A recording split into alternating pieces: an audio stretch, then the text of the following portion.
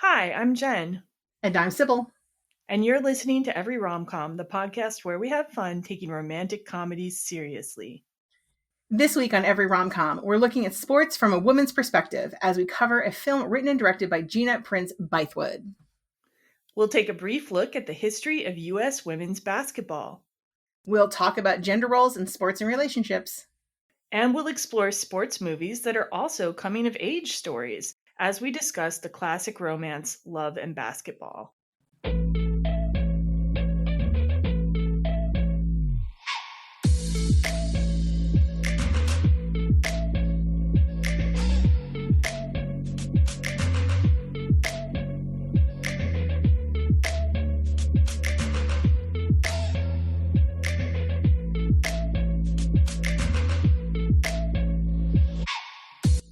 Hello, Sybil.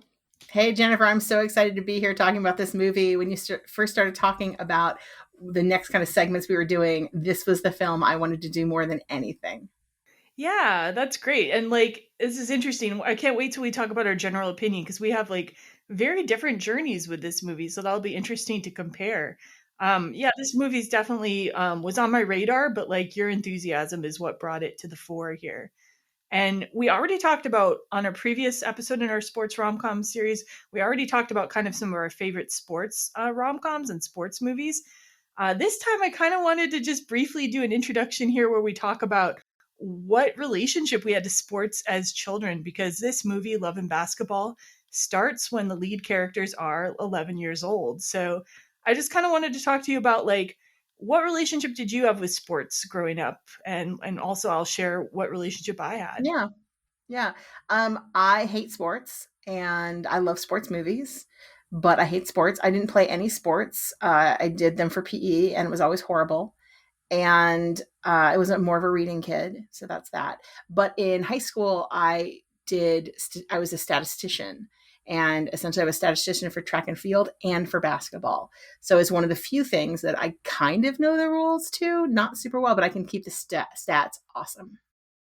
That's cool. I'm glad that you know something about basketball too, because basketball is a game. Okay, so I'm tall and I've always been tall. I was 6 foot tall in the eighth grade. Okay. So of course, back in the 80s and 90s, all the adults would be like, oh, you should play basketball.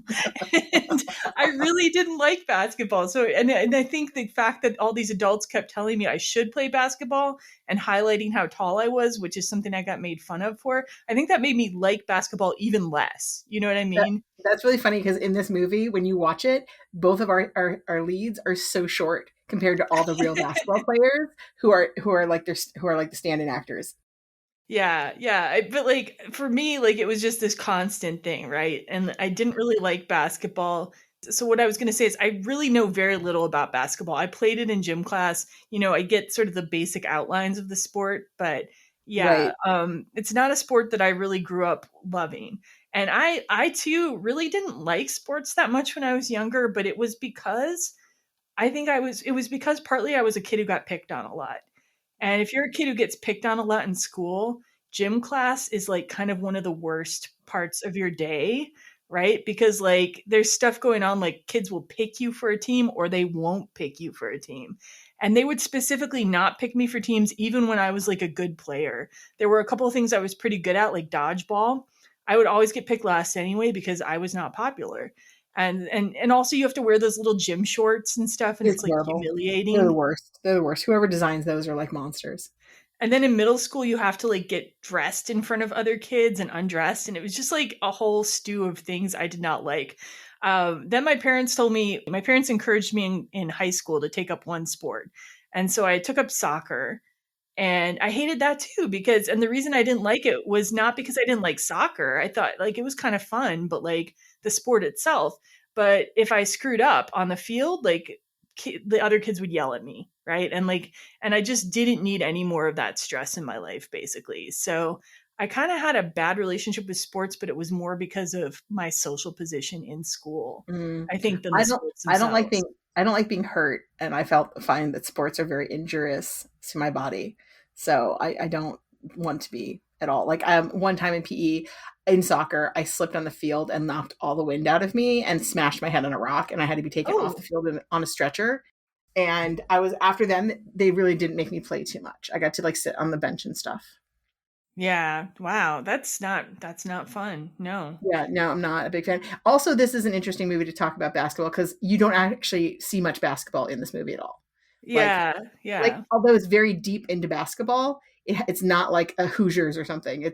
There's barely any playing that you see of basketball.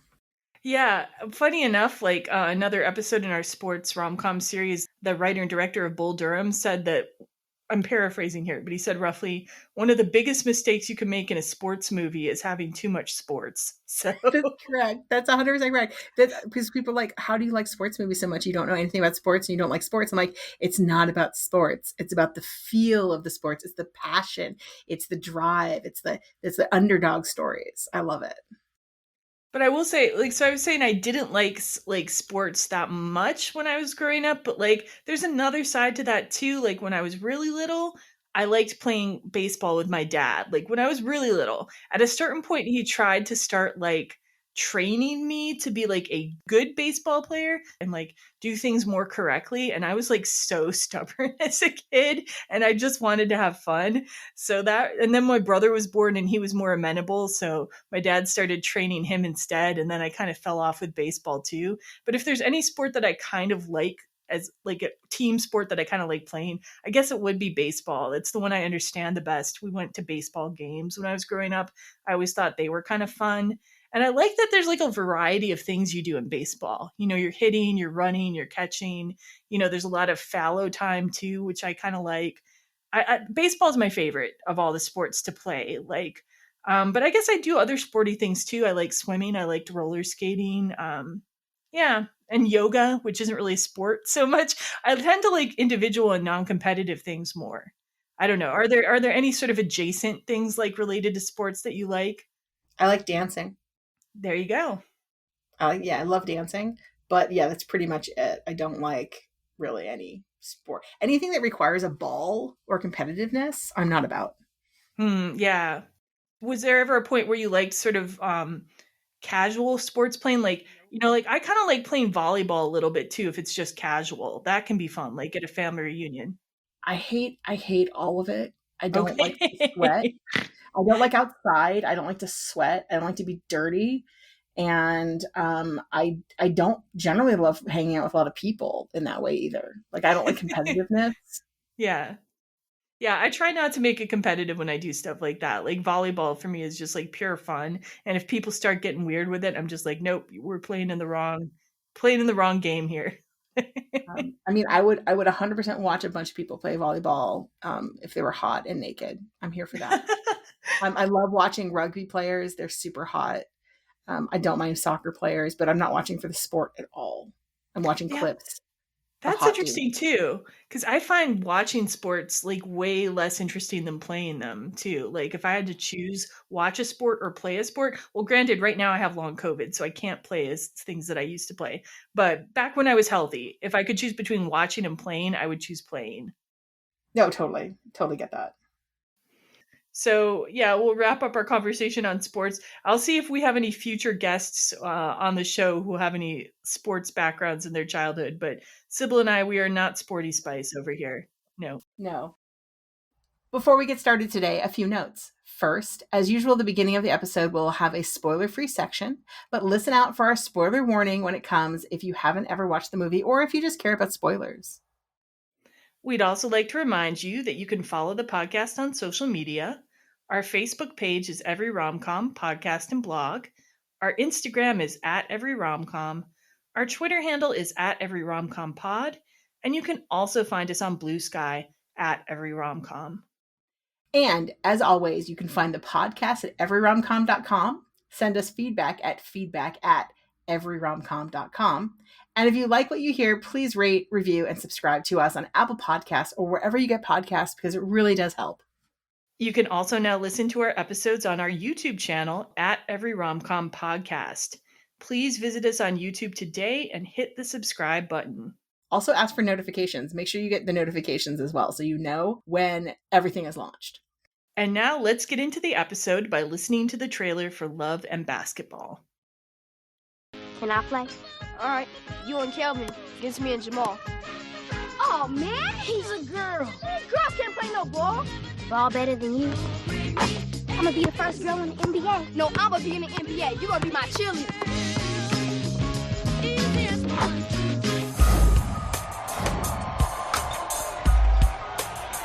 They play the same game. If you don't start that bad attitude, clinical foul. No one's gonna recruit you. I'm a ball player with a jacked up attitude. They share the same dream. You'd love for him to play USC like you did, right? No, I'd love for him to get a good education. I don't know why I keep hoping you'll grow out of this tomboy thing. I won't. I'm a lesbian. That's not funny. Damn, you don't look half bad. You either. How about a little one-on-one? What we playing for? I score, you strip. Take it off, take it off. Oh, Strip. All's fair in love and basketball, baby. There's only one way to be successful at anything, and that is to give everything. Coach has us on 11 o'clock curfew. I can stay a few more minutes. I'm sweating. I'm sorry. I don't have it easy like you, all right? There's no red carpet laid out for me. All right, I'm going to cut the trailer there, and actually I might edit part of it out because this is one of those trailers that spoils a bunch of things. The whole movie. You just heard the whole movie, folks. That was it. No, because I'm cutting it. You're not going to hear the whole movie because I'm going to cut it before I get it to you listeners. It really is. It really is a trailer that tells everything. Yeah, I don't know why they do that. It's so weird. Because people want to know what's going to happen in the theater. Yeah, they want to feel secure. Maybe, I don't know. It's weird. Anyway. So, Love and Basketball was released April 16th, 2000. It was written and directed by Gina Prince-Bythewood.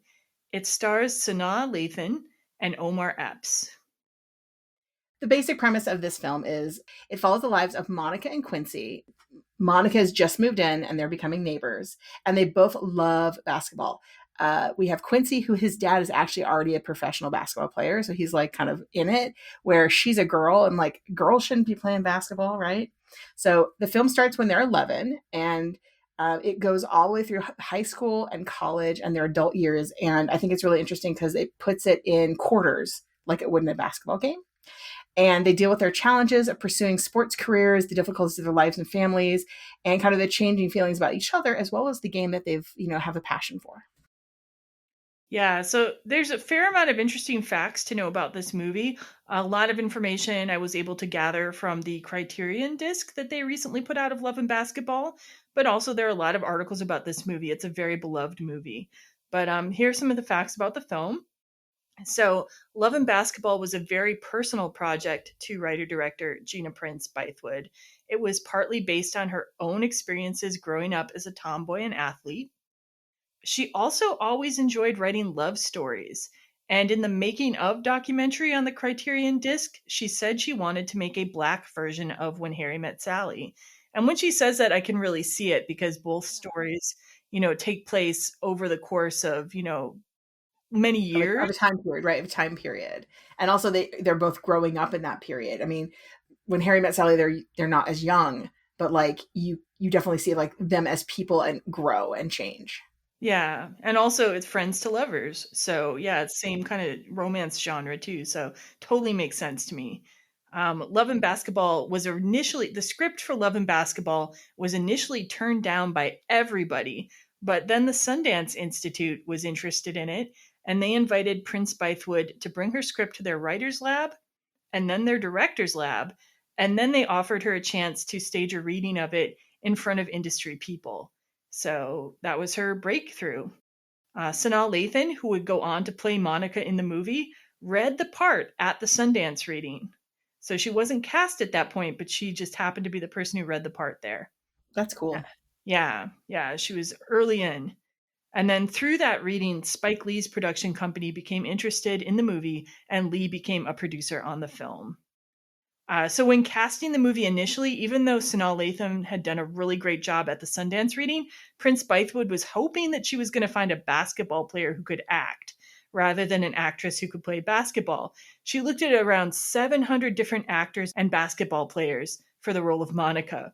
And it's so funny because she did such an extensive casting search, and then it all comes back to the person who'd already read the role. Yeah. So the problem with Sanaa Lathan, apparently at first for Prince-Bythewood, though, was she had no prior basketball experience. So she was training at basketball for 3 months before she even received the role, just on the chance that she would be cast in it. That's awesome. Like, that's like dedication. Yeah. Yeah. There was another finalist too at that time. So Nisha Butler, who was primarily a basketball player, was the other finalist. And what got Sanaa Lathan the role eventually is that she realized that she was making a love story first rather than a basketball story first. And she said, quote, "We can fake a jump shot, but you can't fake a close up." So the actor won out in the end. I was about to say, like, best choice she made, because she uses a bunch of like real life basketball players and coaches and stuff during this film, which I appreciated, but none of them have to like act very much, because let's be real, if you're really good at it as a basketball player, you're probably not an amazing actor. I mean, there are people who make it happen, but You yeah, think they're amazing? well, no, I mean, there is one of the people in this movie was primarily a basketball player who I think did a great job. So we'll get to that later, though. Yeah. So Lathan worked on her skills in basketball with the movie's basketball advisor, Colleen Matsuhara. And Prince-Bythewood had Lathan carry a basketball with her everywhere during this period of time. Lathan eventually got good enough to perform very credibly in the movie. She even does things like dribbling 2 basketballs at once, which you can see in the movie. Omar Epps also worked on his skills with the basketball advisor. He had never played organized basketball, but he had prior experience in youth football, martial arts, and boxing. And Sanaa Lathan and Omar Epps were actually dating during the casting process, but nobody knew about this until they were on set together. So I wasn't able to find like an exact, what I feel to be a very good source for how long they dated. But the site Ranker said they dated from roughly 1999 to 2001, and they had met on a previous movie called The Wood. So young actors were cast to play the 11-year-old versions of Monica and Quincy. Young Monica was played by Kyla Pratt, and she told ESPN.com, "I was about 11 or 12, and I got to play a tomboy. Growing up, I was the tomboy. I was the girl who was playing basketball or wrestling or fighting with my brothers, stuff like that. So for me, this role was like, oh, I get to be myself." And Gina Prince-Bythewood has a cameo in the movie. She appears in a montage where she's trying to get a loose ball on the floor that Monica gets instead. And apparently the shot took way too many takes because Prince-Bythewood could not prevent herself from really going for the ball and getting it before Lathan did. Yeah, she was just too competitive. So the movie had a Sundance premiere. And despite Prince-Bythewood's initial worries that it might not perform as well with white audiences, the film received a standing ovation. The film had a budget of between $15 and $20 million, and it made $27.7 million worldwide, which is not huge numbers. Like, I don't know what that was about, whether it was like the marketing or just the relative appeal of the film, but I mean, it did make a profit though. An ESPN article shares many quotes from women athletes who related to the film over the years, including WNBA player Nafisa Collier. She said, quote, "It really is how it is for women basketball players. Even in high school, when I would go to the gym, I'd play guys who don't want a girl on their team. You start playing, you're better than all the guys. You're always underestimated as a girl. So loving basketball was really fun. Most people who play basketball in the WNBA and NBA have watched this movie. I don't know anyone who hasn't." And as I mentioned, Love and Basketball was added to the Criterion Collection in 2021, and it was selected for the Library of Congress's National Film Registry in 2023. And it's a very influential, popular film with many people. That's super cool. I didn't actually know it had a Criterion edition that came out. I have a standard regular DVD that I bought, when it first came out. So I'll have to upgrade to that Criterion. So you have a pretty long history with this movie. And you were the one who was really advocating to cover it like right away. Like, it was on my long list, but you're the one who put it in the top of the list. So I want you to tell first, like, kind of your experience with this movie. I saw this in theaters and I really wanted to see it because, again, I have a soft spot for, sports movies, coming of age story kind of things. And there's so few done from from like a woman's perspective. And there's so few that have actual, like what I consider real romance. Like usually the female character is just like a kind of a throwaway for the dude. Right. Uh, and so I really liked that this had that when I looked at the trailer for it at the time. And so I remember sitting in the theater and just absolutely loving this movie so much that I went to see it again the next day. Wow. Yeah.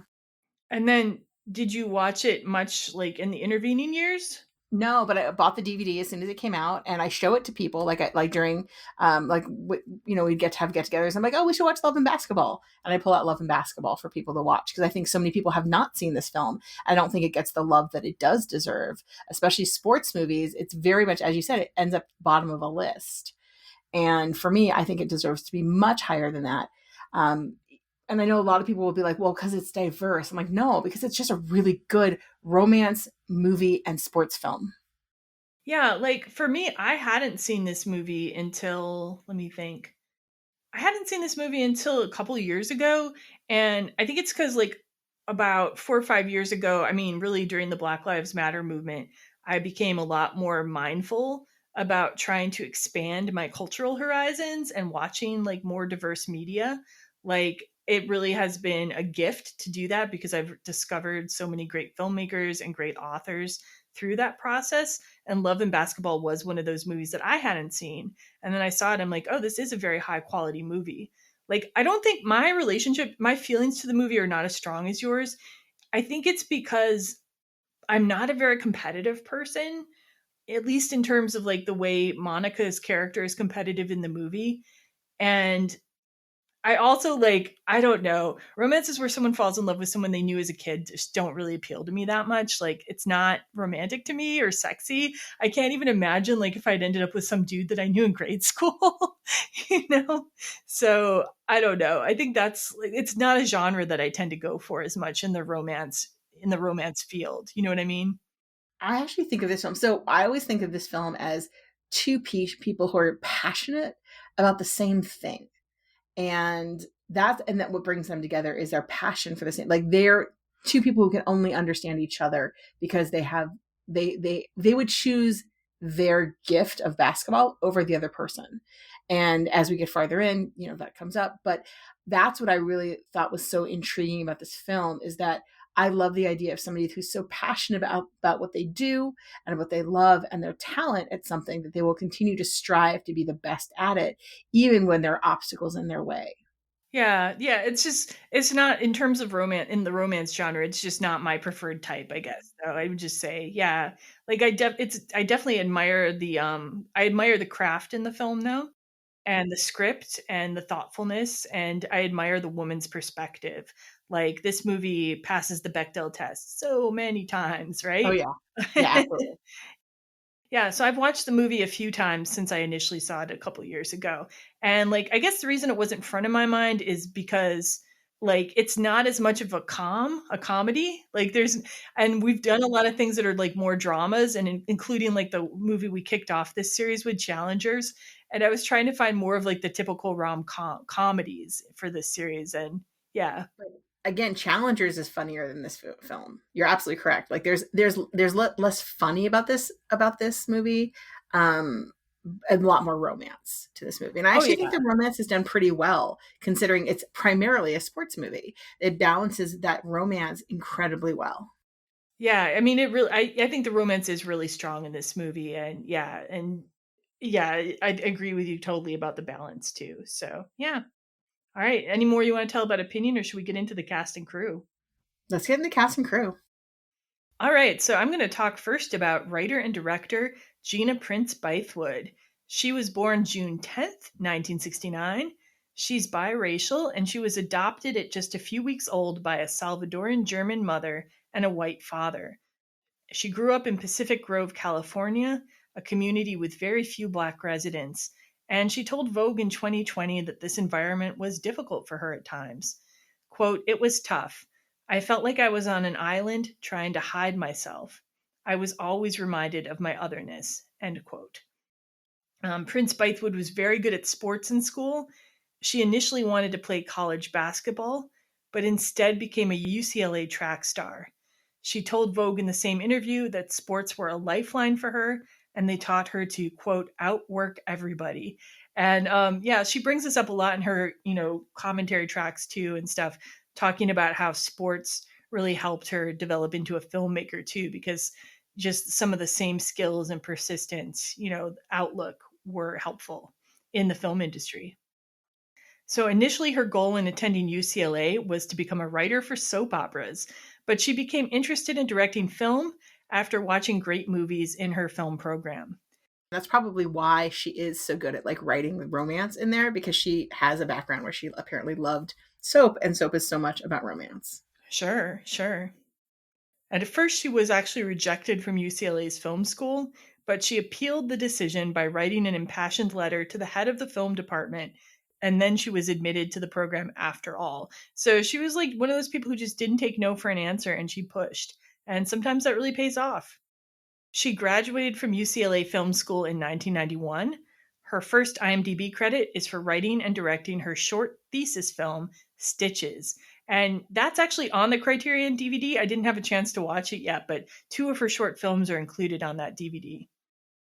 After graduation, she began writing for TV shows A Different World and South Central.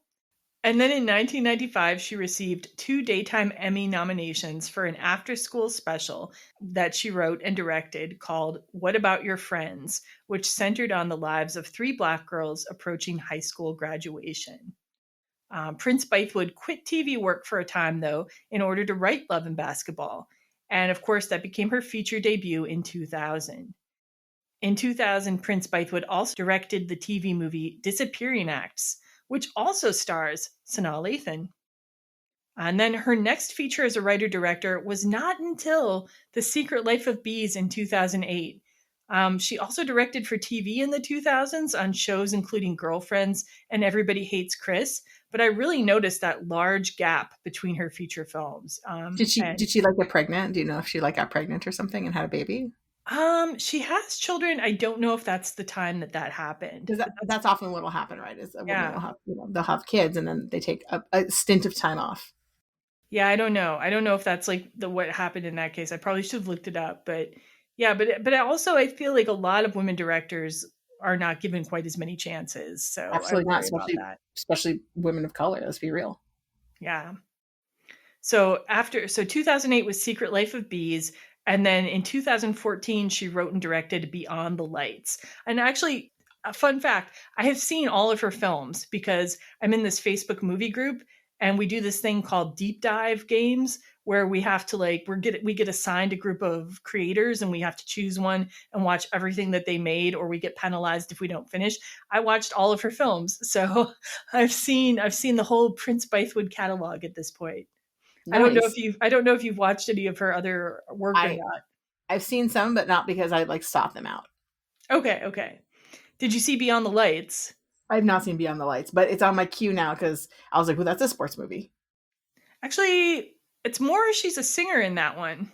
Oh, is it? Okay, because the cover looks like sporty. Maybe she was with a sports player. I can't remember that well. Well, anyway, the main character anyway is a singer, so yeah.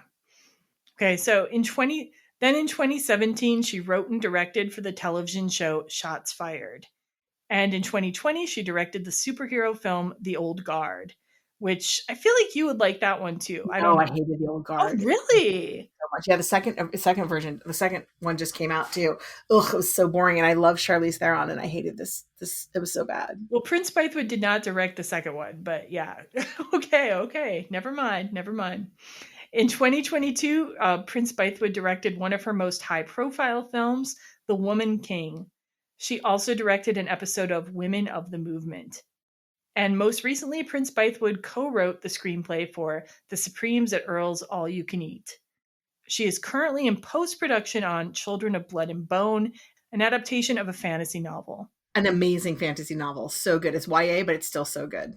Oh, okay. I haven't read that one. Nice. Yeah. Nice. Prince-Bythewood's films have consistently featured Black women in lead roles, which is by design. In 2022, she told The Wrap, I still hadn't seen myself in films until I was 17, when I went to the movies and the trailer for She's Gotta Have It came on. It felt like I was being blown back in my seat because there was a black woman up on screen that seemed to be the star of this film. This is a feeling that I want to give others. It's absolutely getting better, and there are more of us making movies and more diversity of content, which is beautiful. But if you really look at the numbers, it's still dismal. And so that's always been the fight in terms of putting Black women at the center of my stories and films, to give other people that feeling that I got of seeing yourself reflected on screen. And then in 2014, she told the NPR's podcast Code Switch, quote, "People ask me all the time if I feel discriminated against as a Black female director, and I actually don't. I get offered a ton of stuff, and if I wanted to get work all the time, I could. But I like to direct what I've written. I feel what's discriminated against are my choices, which is to focus on people of color, and more specifically, women of color. Those are the films that are not getting made, and those are the films that take a lot more fight. But I'm up for the fight, because if I'm not making them, they're not going to get made, and then we become invisible again." So, yeah. Powerful words, powerful words. Yeah, she definitely has a strong mission in her filmmaking, which I really admire. Yeah. Yeah. And Prince-Bythewood is married to film director and writer Reggie Rock Bythewood, and they have 2 sons. And that is what we know about Gina Prince-Bythewood today. Recommend checking out her filmography. Right on. Let's talk about Sanaa Lathan, who was born September 19th, 1971 in New York City. Her mom was an actor and dancer who appeared in the original Broadway production of The Wiz. Her father was a director primarily of television. Lathan got her undergraduate degree at UC Berkeley and then an MFA from the Yale School of Drama. She is well taught. In the years prior to Love and Basketball, Lathan worked in TV, film, and theater. She appeared on TV shows including Moesha, Family Matters, and NYPD Blue. She worked in theater in New York and Los Angeles. She had a series of film roles, including Blade in 1998 and The Wood and The Best Man in 1999. She would later appear in the sequel The Best Man Holiday in 2013 and the TV series The Best Man, The Final Chapters in 2022. After Love and Basketball, Lathan re-teamed with Gina Prince-Bythewood for the TV movie Disappearing Acts in 2000, then starred in another rom-com, Brown Sugar, in 2002. Other works in the 2000s include the rom-com Something New, Out of Time, Alien vs. Predator, and the TV movie A Raisin in the Sun. And I realized, I've seen most of Lathan's rom-coms, I think. I was actually, I was thinking about putting them in my double features, but then I went with a theme instead. But I was kind of surprised. I don't think I saw any of hers in your double features either. I've seen none of these. Oh, really? Okay, yeah, no. Brown Sugar and Something New, are pretty well regarded, I would say, in terms of, and of The Best Man, of course, that's a whole thing. I've seen the first one and the sequel, but not the TV show. But yeah. Anyway. She also received a Tony nomination for her role in the 2004 Broadway revival of A Raisin in the Sun, which I did see. Really? Yes. Did you notice at the time? This is the one. No, not even a little bit, but I really wanted to see. I love Raisin in the Sun, and I remember when I was going out to Broadway to see a show, there were 2 that I really wanted to see, and Raisin in the Sun was one, and the tickets today had them for half price, so I picked one up. Huh. And do you remember it being good? She was fantastic. Nice. It was absolutely fantastic. It was so incredible. It was stripped down, but it's still so good. That's cool. In the 2010s, she appeared in a movie including Contagion, Perfect Guy, and Now You See Me Too. Was she in that? I don't remember her in that at all. Who did she play in that? That's what I've not seen. Now You See Me Too. That's what IMDb said, man. I don't know. I can't help you with it. I mean, she could have. I just don't remember her. Okay, and then American Assassin. She also worked in television on shows including The Affair, The Cleveland Show, and Shots Fired. And she provided voice work on The Family Guy. She's apparently very, very talented. She can do all kinds of stuff. In the 2020s, Lathan worked on shows including Succession, Harley Quinn, Curb Your Enthusiasm, and Solos. She earned an Emmy for her work on Succession. She appeared in fewer movies in the 2020s, but in 2021, she directed one segment in the movie With/In. And in 2022, she directed and acted in On the Come Up, a coming-of-age movie about a teen girl who wants to be a rapper. Most recently, she appeared in the movie The Supremes at Earl's All You Can Eat. She is in pre-production on a TV series called Miss Cleo. She's also listed as a producer on that project, which means she's put money into that. So a few other important cast in the movie. Omar Epps plays Quincy. Alfre Woodard, who I love Alfre Woodard so much, plays Monica's mom. And Dennis Haysbert plays Quincy's dad. And both characters have both their parents in the movie, but Monica's mom and Quincy's dad are by far the more important presences in terms of like the story. Yeah. Yeah. All right, so let's get into the actual movie. And as you mentioned before, Sybil, this movie is divided into 4 quarters. This is interesting because challengers use the structure of a tennis match to like structure the plot. And then this movie did it first. They had the 4 quarters of the basketball game to structure its story. So I find that fascinating. Yeah. I actually love that as like a technique, something to use. I think it really helps you like know where you're going with all the parts. Yeah, no, I like this structure, and now I'm trying to wonder, like, I wonder if there are other sports movies that have done this. These are the only 2 I can think of right now, but now I haven't been looking at movies trying to notice it before, so True. I'm gonna True have that. my eye out for that in the future. All right, listeners, if you know of them, let us know. We want to hear from you. Totally. Let us know. So first, before we get into the first quarter, I want to point out the opening credits. It has a really cool title font, and then it's with Love and Basketball, and then there's a heart that's also like a basketball, like under the title, which I think is so cute. It's really stylish.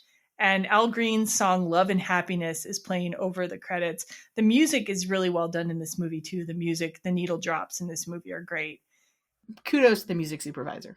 Yeah. And then we swoop in to see a moving truck moving into a nice neighborhood, and we see it's a first quarter 1981. So we're put back into the past. And yeah, we now see some boys are playing basketball, and Monica approaches, but the audience doesn't necessarily know she's a girl yet. She's wearing a hat over her hair, and it could be plausible that she would be a boy. This does not last long, though. They don't keep it a secret too long, which I think is good. She takes off her hat. She whips off that hat like she's Superman. She's like, damn, it's coming off. Yeah, and then the boys are immediately like making fun of her. Like, girls can't play no ball. And then they call her a dog, which, and she says, I can ball better than you. Yep. And then we get the really fun sequence of them playing basketball together. And she is totally outplaying them, and they're playing the song Candy Girl by New Edition. Another good needle drop. So we're like 5 minutes into the movie, we've already had 2 great songs playing. It's true. It's true. And and the music really sets you into that period of time, right? So you're in there. And she kind of right away announces her intention. I'm going to be the first girl in the NBA. And Quincy, who she's just met, says, I'm going to be in the NBA. You're going to be my cheerleader. But they keep playing, and then at one point Quincy pushes her, and I think it's because she's maybe going to make a shot, right? Yeah, he gets really mad because she's doing better than he is, and she's about to make like a shot, and he pushes her, and she like she goes into like the bushes or there's not even bushes. I have no idea how she scratches her face and gets a scar. Something happened. She hits the air wrong and like gets a gash. Yeah, the actual injury she has on her face does not make much sense given that she lands in the grass, but like I guess you don't want to like endanger child actors. So. Exactly. I bet they at least showed like a rock under her or something, like she's getting up and there was a rock there. I was just like, the air has caught her. Well, and so initially in the script, it was going to be that she loses a tooth in this scene, but Sanaa Lathan herself has a scar on her face. So they figured that they would incorporate this injury so that like they wouldn't have to do all this makeup work on Sanaa Lathan for the rest of the movie. I literally looked at that scar and was like, that looks so real. Whoever did the makeup on that is so good. Because I watched it the entire movie and was like, damn, no, they're really good at their job. Yep. And in fact, it was just like, oh, here's a great time-saving device we can use. Yep. So and then we get Monica goes back to her house, and her mother, who is played by Alfre Woodard, is taking care of her cut and is kind of lamenting the fact that she's a tomboy. Like, then this is establishing one of the tensions that's going to be there throughout the movie. Yeah, that are that she's a daddy. Well, I think it does a few things. It shows that she's a daddy's girl, not a mama's girl, right? Which is important to know at this point. So it sets up the stage for she is a daddy's girl and not a mama's girl, and that has like she has a sister who's very like more into her mom, like they get along better. But that her sister is also like the peacekeeper. But what's interesting is, okay, so you say she's a daddy's girl, but like in some movies where there's that dynamic, you see a lot of the dad. You don't really see a lot of the dad here. Like the energy and the tension and the story arc are all between her and her mom in the movie. No, it's not. At the beginning of that, there's so much with her father. The beginning, the first and second quarter are so much more with her dad. Like, yes, her mom's part of it because, like, listen, she's a girl, right? No, I disagree. I'm gonna have to go ahead and disagree with you on this. I'm just gonna say, because like in terms of if I were going to call someone a daddy's girl, it would have to be like I would have to see like deep conversations between the two of them quite frequently. Like all the big dramatic set pieces between her and a parent are with her mom. And like even like she doesn't seem to be totally happy with her dad either. There's a piece right near the beginning of the movie where her dad's asking her mom to iron 2 different shirts for him, and Monica knows her mom's tired. She just said so. But Monica's mom does it anyway. And she's kind of looking at her mom like she's disgusted. And I disagree with you. I think she's not mad at her dad. She's mad at her mom for being such a pushover. Sure, she doesn't blame her dad at all. I think she blames both. I don't think she's totally a daddy's girl. I'm definitely we're gonna sit here with you listeners. You're gonna let us know when you watch it what your thoughts are. We're gonna agree to disagree on this one. Yep. Anyway, like I think she's not a mama's girl either, but I think she's just her own girl. You know what I mean? I don't see her as being either parent's girl. I see her just being herself and like her own person. And she doesn't really relate to her mom. She's very frustrated with her mom, but I don't think that automatically makes her like super daddy's girl either. Her dad just is the one who's more understanding of the basketball. It's not even just understanding. He wants her to succeed at basketball. I don't think her mom cares and would also be just happier if she didn't succeed at basketball. Yeah. I think her mom probably sees that it will cause difficulties for her in other areas. Like definitely at that time, that would have been a reasonable thing to think too, unfortunately. But I think her dad does sponsor her and respects that and supports it. And I think that therefore that makes her more of a daddy's girl. Yeah, I don't think that you default become a daddy's girl. Anyway, we'll move on. We're not going to agree, so we're going to move on. True. So we now go to Quincy's house and we see Quincy's writing this card which says capital I apostrophe capital AM sorry. Right. He's trying to write a like I'm sorry card artistically, but he sucks. He's not good at it. It was adorable though. And we see a little bit about his family dynamic here. Like his family's doing pretty well because his dad's in the NBA. His mom doesn't bake or anything. She's brought a cake from the store or something that she's passing off as her cake. And they have a very loving relationship physically in front of their son, no problem. Yeah, I mean initially, yeah. But that showed here. That's what showed here. Yeah. And it's made a point to be like to show the difference between his family is like very like affectionate towards each other, where her family was not per se that way. So yeah, they just seem a little more reserved. I don't think they're not affectionate, just reserved. Yeah. But not, and that's why I said that way. They're not like, hey, let's like tongue each other in front of our kids. So another thing, Monica and Quincy have a little talk here, and Monica tells Quincy she wants to have the number 32 like Magic Johnson, and she knows all of his stats.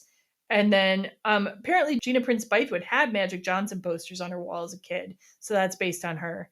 And then Quincy wants to play in the NBA like his dad, and he wants to have his dad's number 22, which we're going to see them wearing 32 and 22 throughout the movie too. Yeah. So, which is not something I caught on my first viewing. Okay. And then we have after they've met up and kind of become friends, there's a scene of Monica's sister Lena brushing her hair. And Quincy is watching this from his window, which is across the lawn from her window. So this is the boy and girl next door trope has been established right away. I'm going to go back for a second. So one of the things I think is interesting is like the use of their numbers is actually really prominent in the film. But I always felt that so he wears a 22 necklace as well all the time. Yeah. So he has like and she doesn't. I'm always like, she should have a 32 necklace. Because there's a scene where they're sitting together and they're like having an argument. And I was just like, if only they were both wearing like a necklace. Well, she writes 32 on her sneakers instead in one of the scenes. It's true. And but I just felt that like, and I couldn't tell if it's like, does he wear a necklace because his family is better off than hers, so she can't afford the necklace? I bet that's what it is. Yeah. Yeah.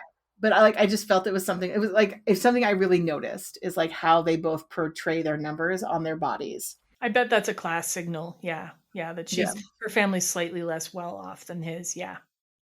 Okay. We're doing it Every Rom Com theater.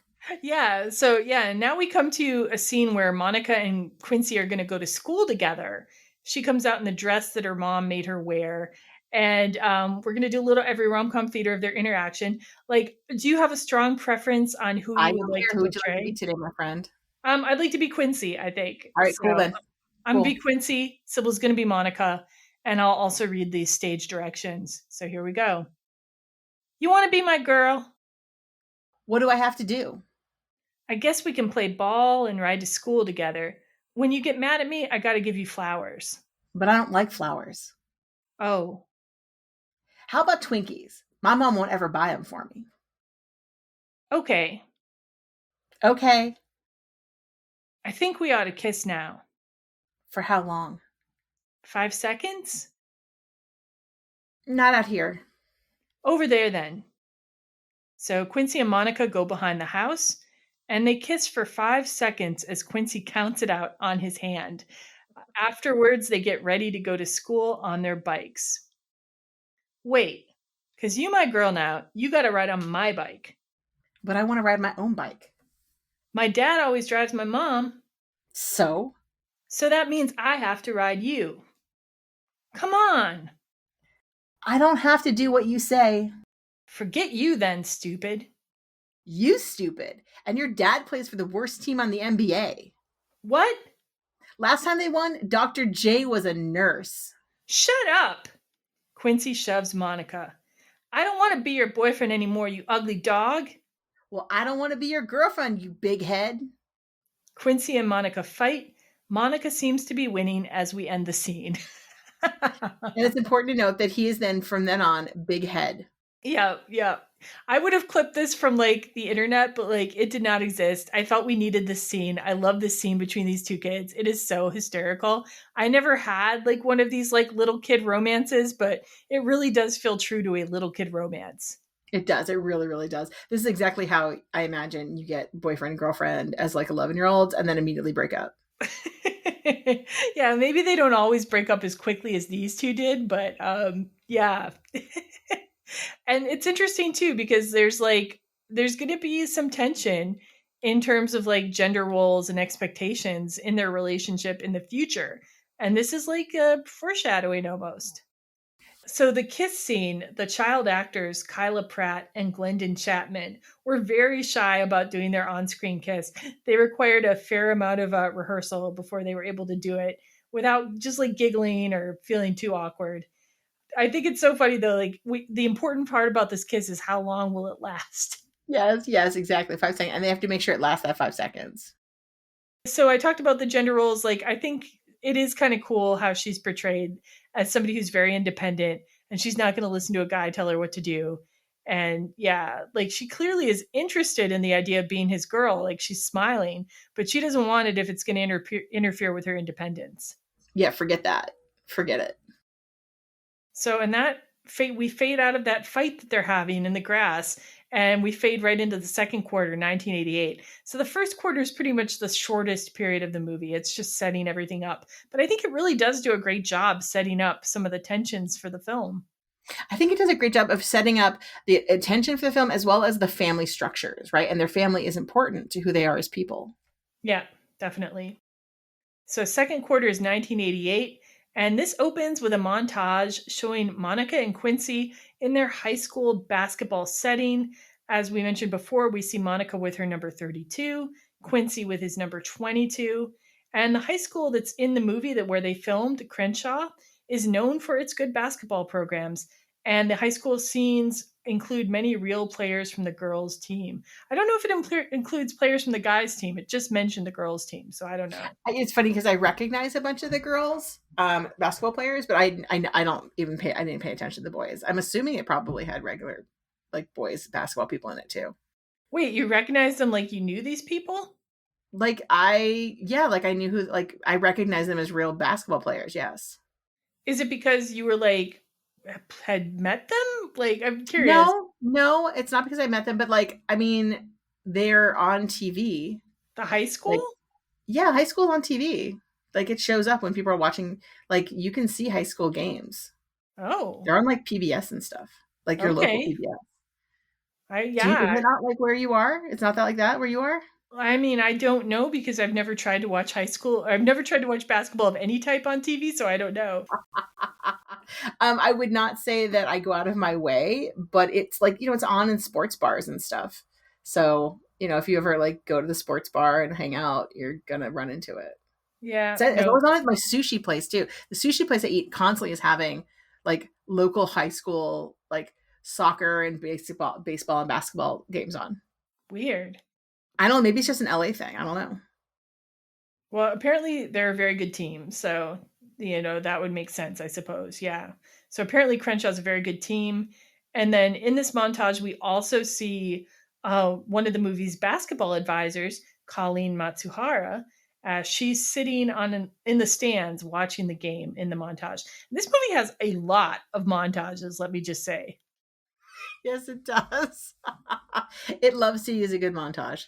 Honestly, like, I feel like there's maybe a few too many montages in the movie. It's kind of a quibble because I think overall, like, until I tried to notice it, I didn't notice it.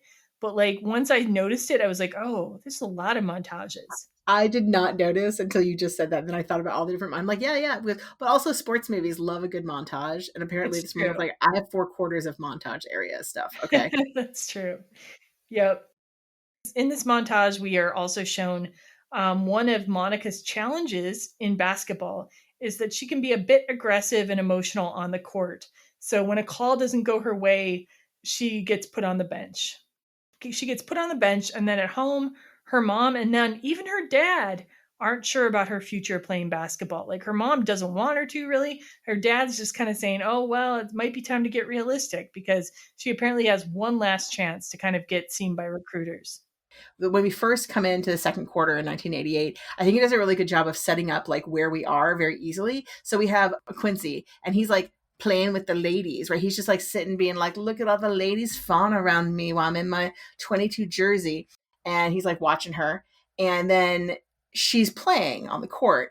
And like, she's like very like, I'm the best at what I do.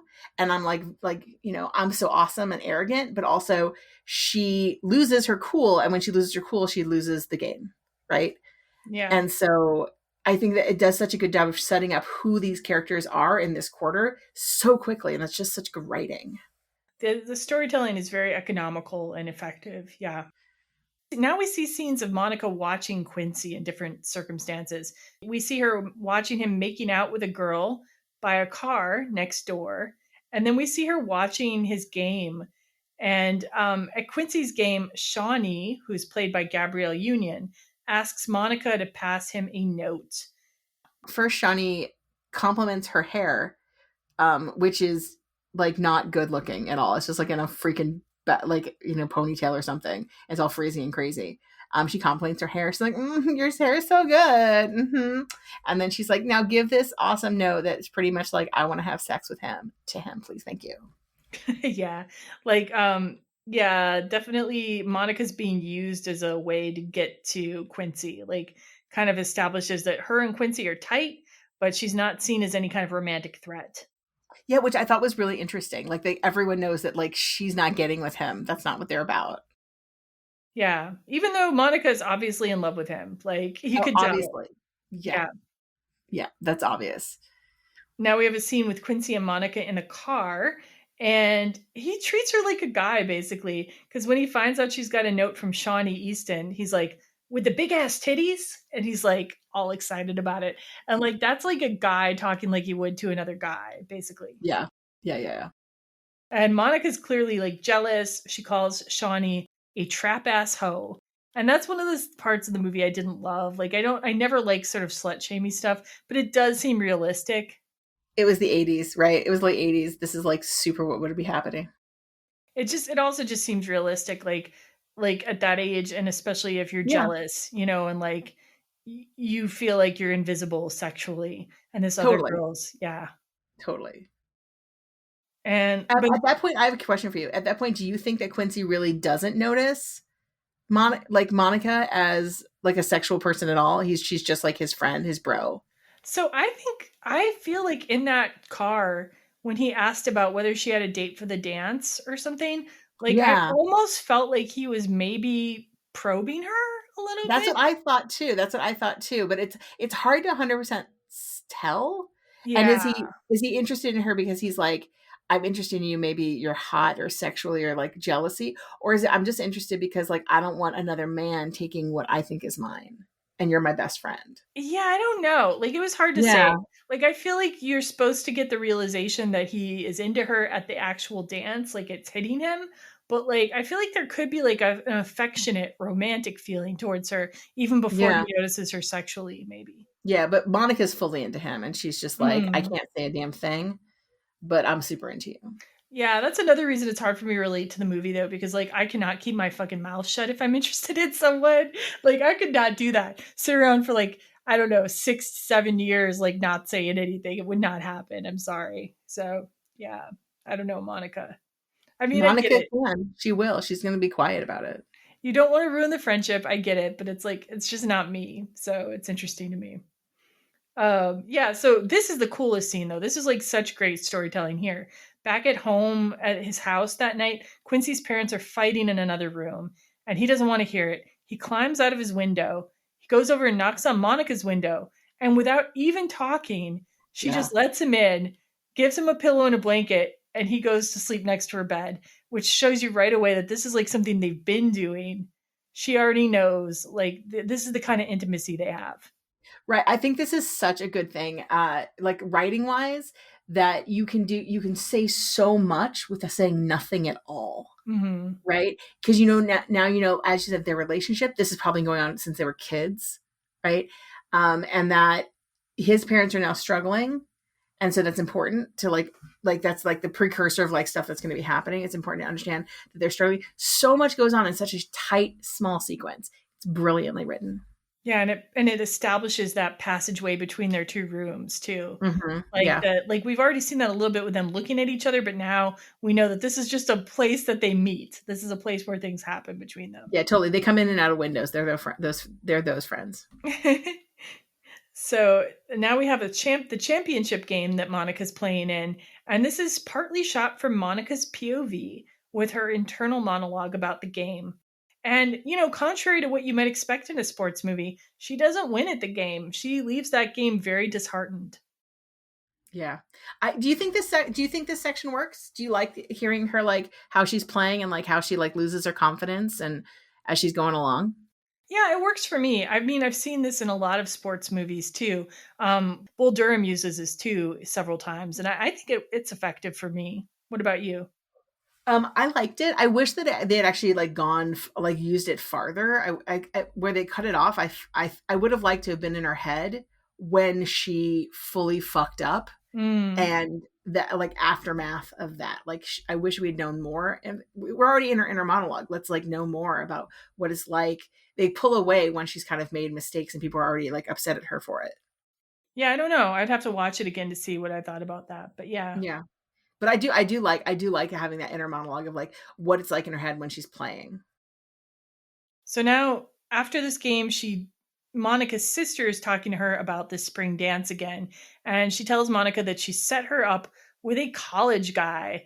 And her sister is there for her. Yeah. And her sister's also like helping her, you know, do her hair, do her makeup, and get her dressed. And her mom is so excited that like Monica's dressing like a girl and that she has a way to relate to her. She gives her mother's pearls to wear. I took umbrage at this section. So first of all, I'm like Monica's sister is just like, oh my God, I'm totally gonna get you laid by some older dude, right? And her mom's like, that's amazing, let's do that. And then okay, wait.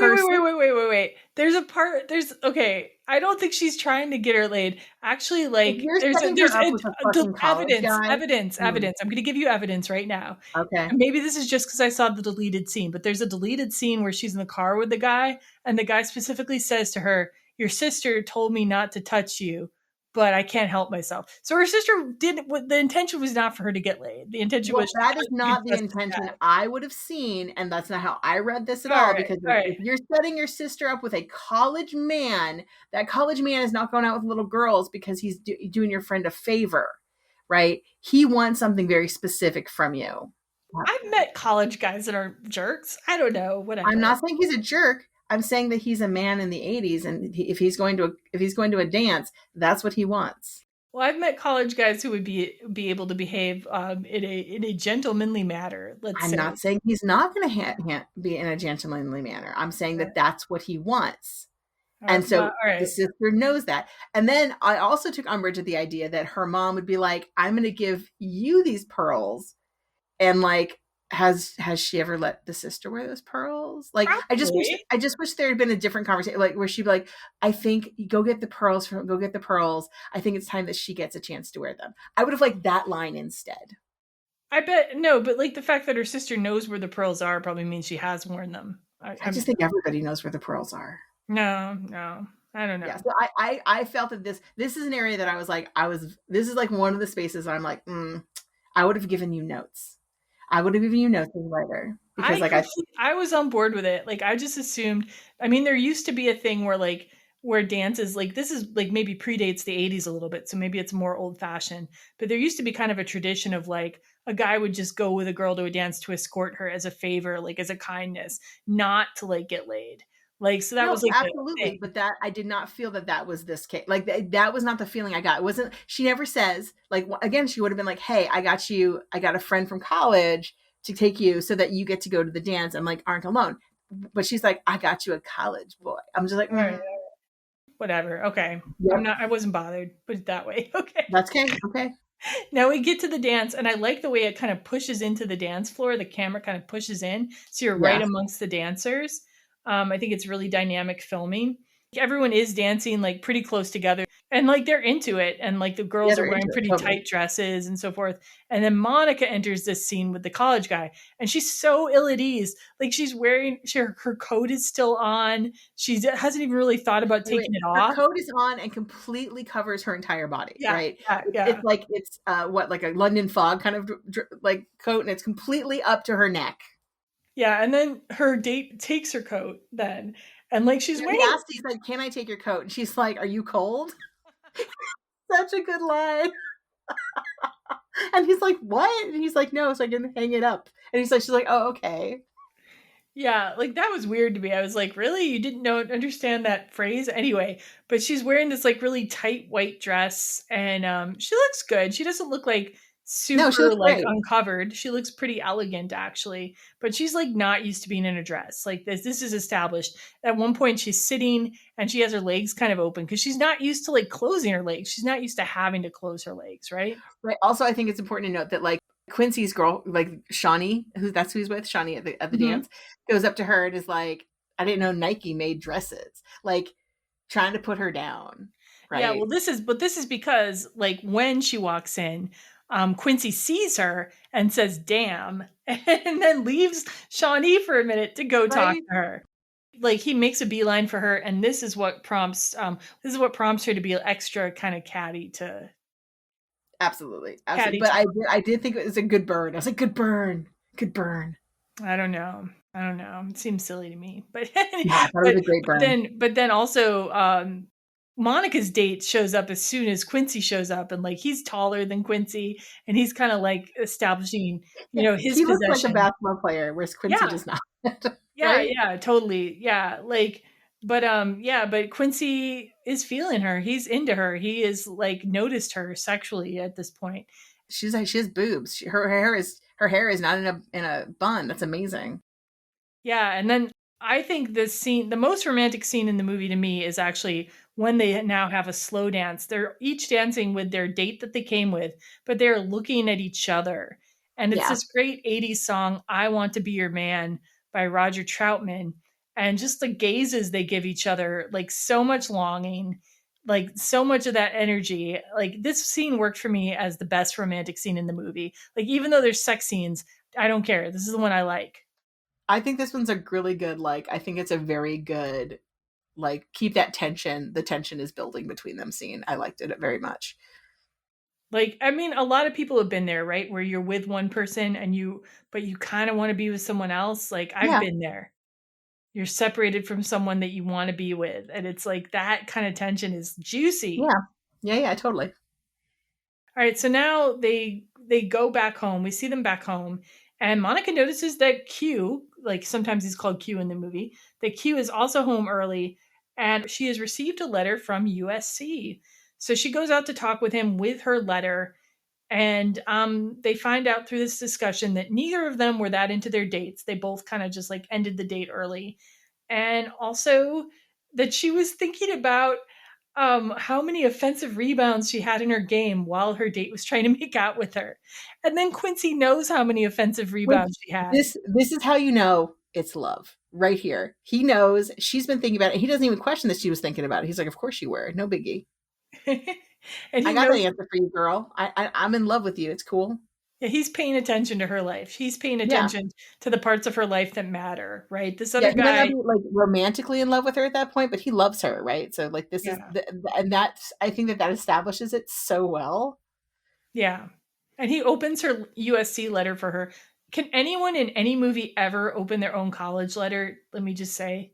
Also, this letter's super thin. Like, I'm super worried about this letter. Like, So it should be much thicker. all of the ones in these movies are thin, though. They are. Like, they don't have the big packages in the movies. Maybe it's like the production department doesn't want to put all of that shit together. I don't know what it is. Or maybe it's to build tension because, like, if it was the big packet, we would all know, right? That's true, because it always is the big packet. The small packet means not that you didn't get in or you're waitlisted, and the big packet means clearly you're in. Here's all the shit that you need to know. Yeah. Well, anyway, she gets in. They find out they're both going to USC as well, and Quincy kind of goes to give her a congratulation hug. And this wasn't clear to me, to be honest, but it looks like she kisses him. I think she goes in for the kiss. I rewound it. This was confirmed. He's like, "What's that about?" Yeah, this was confirmed by the director. In the commentary, but like honestly, like to me, I couldn't quite tell whether he had kissed her or she had kissed him first. Yeah, it was incredibly awkward. I thought they did such a good job being awkward at that. I was like, hey, this is exactly how that would have played out. Oh man. But then Quincy kisses her again, like for real. It's still a little awkward, to be honest. Like so awkward that they end up falling down onto the grass. Yeah, no, I felt that the scene was real. Like, this is like he's like, okay, well, I'm also kind of into you, I guess, and I'm like a playa, so like, okay, let's try this. And Monica's like, I do want to do this, but also, like, all of this is happening so many butterflies. So they fall into the grass. They're making out a little bit, and then she kind of sits up abruptly, like she's stopping things.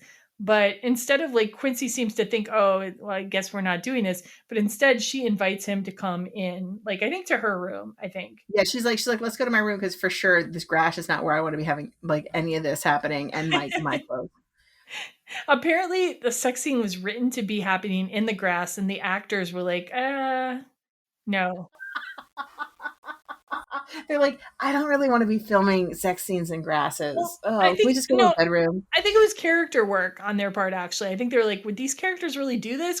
And I agree with them. Like, I don't think either of them would want their backyard between their house. No. Yeah, to risk being caught by your parents. Like, forget about it. Exactly. Yeah. Hell no. Yeah. And so, yeah, we have the scene where at least Monica is likely losing her virginity. I'm pretty sure Quincy, his character. Yeah, he's not a virgin. No, he's not a virgin. Yeah, his character's not really portrayed like to be a virgin. So, yeah. So we have a sex scene, and he's very gentle and careful with her, but there's like no foreplay at all. So. Because it's a movie. They have no time for porn-like foreplay. So I mean, you can always make montage that a little bit. No, they'd already used up all their montages. Besides, this is the 80s. Men did not understand foreplay. Let's be real. I guess. I agree though. I was like, I really wanted like of like sensual scenes. I would have loved to have like a more delicate artsy like scene here. I think it would have gone fine for me. In terms of like the sex scene though, it was a little bit longer initially. From ESPN.com, Gina Prince-Bythewood said, the only note from the studio was that she wasn't enjoying it enough. At first I balked, but I ended up shooting additional footage. I edited it, was happy with it, put the movie into the Motion Picture Association of America, and came back with an R rating because of that scene. I said, There's no nudity at all. How can you give this an R? They said, because it's too real. I said that should be a compliment, not given an R, because now girls can't see this. So then they had to cut it down again to get a PG-13. But like, this reminds me of the movie, the documentary, This Film Is Not Yet Rated, where they Yes. went through and they compared sex scenes with women and sex scenes with men, and women having orgasms and men having orgasms, and how the women's pleasure was always given R's or Absolutely. X's actually over the men's pleasure. There's Yeah, totally a double absolutely. standard. Yeah, totally. Yeah. That's a great film, by the way. You should all watch it. Fantastic. Yeah, I think it's on at least Internet Archive if you can't stream it anywhere. So yeah, This Film Is Not Yet Rated. But anyway, yeah, here's another one of these rating situations. I guess like she had like more of an expression of pleasure at one point that got cut out. I would have forbid. loved that. That's one of the things that is my one little note about this particular is I'm like, I felt that she's finally getting what she wanted. Even if he's not like great at sex, he cares enough about her that there should have been a better connection. And it just looks like she's like, I'm having sex with some dude, whatever. Yeah, kind of. It looks like this is just an awkward like first time or something. Yeah, that's what it looks like. And I would have loved to have seen something a little better for her. So yeah, now this virginity loss, like, so the first quarter cut after they're having a fight on the grass. The second quarter cuts after they're during their sex scene. So they're kind of on top of each other in both. Right. They're like foreplay on the grass. Okay. They're like, yeah. And if they had stayed on the grass, like, yeah, both scenes would have cut with them being on top of each other in grass. So that would have actually been sort of interesting parallel. But instead they're in the bed. And we cut now to the third quarter, 1988 to 1989. We see a Magic Johnson clip from 1989 where he's MVP. There's a few different Magic Johnson clips shown throughout the film. And now we open on college training and drills. Again, we have montage of Monica doing her college basketball training. And we see the coach being very tough on Monica. And the college scenes were shot at USC. UCLA was written into the script, but they didn't want the film filmed there for some reason.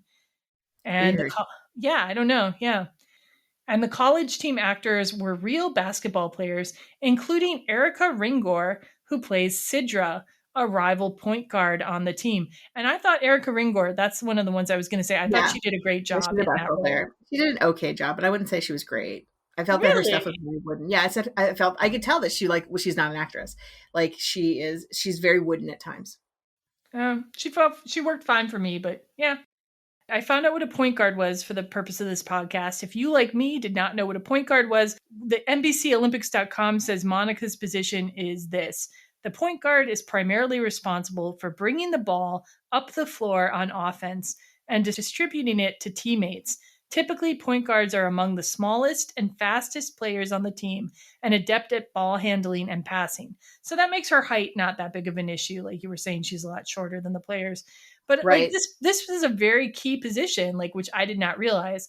She's playing a very key position where she has to kind of know the strategy and like kind of execute it. But yeah, but you said you knew what a point guard was, so you knew that this was like a key position? Yes. Well, I mean, all of them are key positions, but that's a really important position. And so to have that makes you like is one of the basketball stars, like you're a star, right? Nice. Yeah. I know very little about basketball. Like literally, like I haven't played basketball in a game since like probably maybe high school or elementary school or something. Yeah. Yeah. And not on a team, just like in gym class. So yep. Yeah.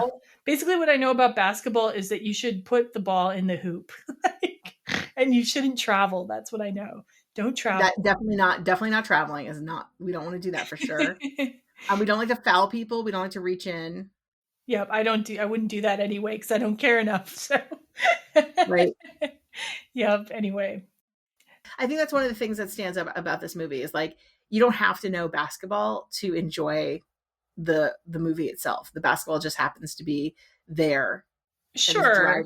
Driving our characters. But I think like a lot of times when you do some of the research on things in these movies, they reveal like hidden depths. You know what I mean? And you just never know when the research is going to reveal one of those depths. And like finding out that Magic Johnson was also a point guard was interesting to me because that's the player who she admires so much. So right on. Yeah. And also just knowing that that's such an important position because like for me, it makes it more meaningful. Like that she not only wants to be a basketball player, she wants to play this key position. So Yes, she yeah. does. And she has a rivalry to get that key position. Yeah. Yeah. So we also see that Quincy and Monica are together as a couple at college, but simultaneously, girls are flirting with Quincy right in front of her face. And he don't care. He's like, oh, that's great. I love it to be flirted with. So many guys are like that, though, right? Yeah, totally. And they will just like let girls like I'm not very possessive as a person these days, but when I was younger, maybe it would have bothered me. But like guys will just totally ignore shady behavior from one girl to another all the time. Like it's totally true. Either they're unaware of it or they just don't care enough. They just don't care. They just don't care because, like, for them, it means that they're like, hot shit, and she should just trust that he's fine.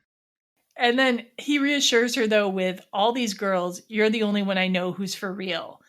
To which she says, I love you too, which is interesting because we don't really hear him say, I love you. We hear her say, I love you, but not him. Totally.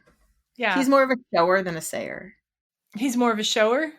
Yeah, he's a shower. He shows her. He loves her. He notices her her scoring and stuff like that. Sure. Less words. Well, this thing about knowing she's for real, like his mom brings up a couple times in the movie to him that women are going to come after him for maybe the money he could make as a sports star. So that's kind of a through line here too. Okay, which is interesting. But she was with a player. It's always interesting. Which is interesting because what? Because his mom was already with a player. Oh, right? Sure. Yeah. So like, was she with him because he was, famous and hot, or did she also? Because we don't know that backstory. Or did they meet before he was famous and good at his gig, and they fell in love before that? Don't know. We don't know. Yeah, but I thought that was really because it makes his mom an interesting character. Sure, definitely. So we have a training scene where Monica celebrates after making a basket by posing with one of her hands up like she's just thrown the ball.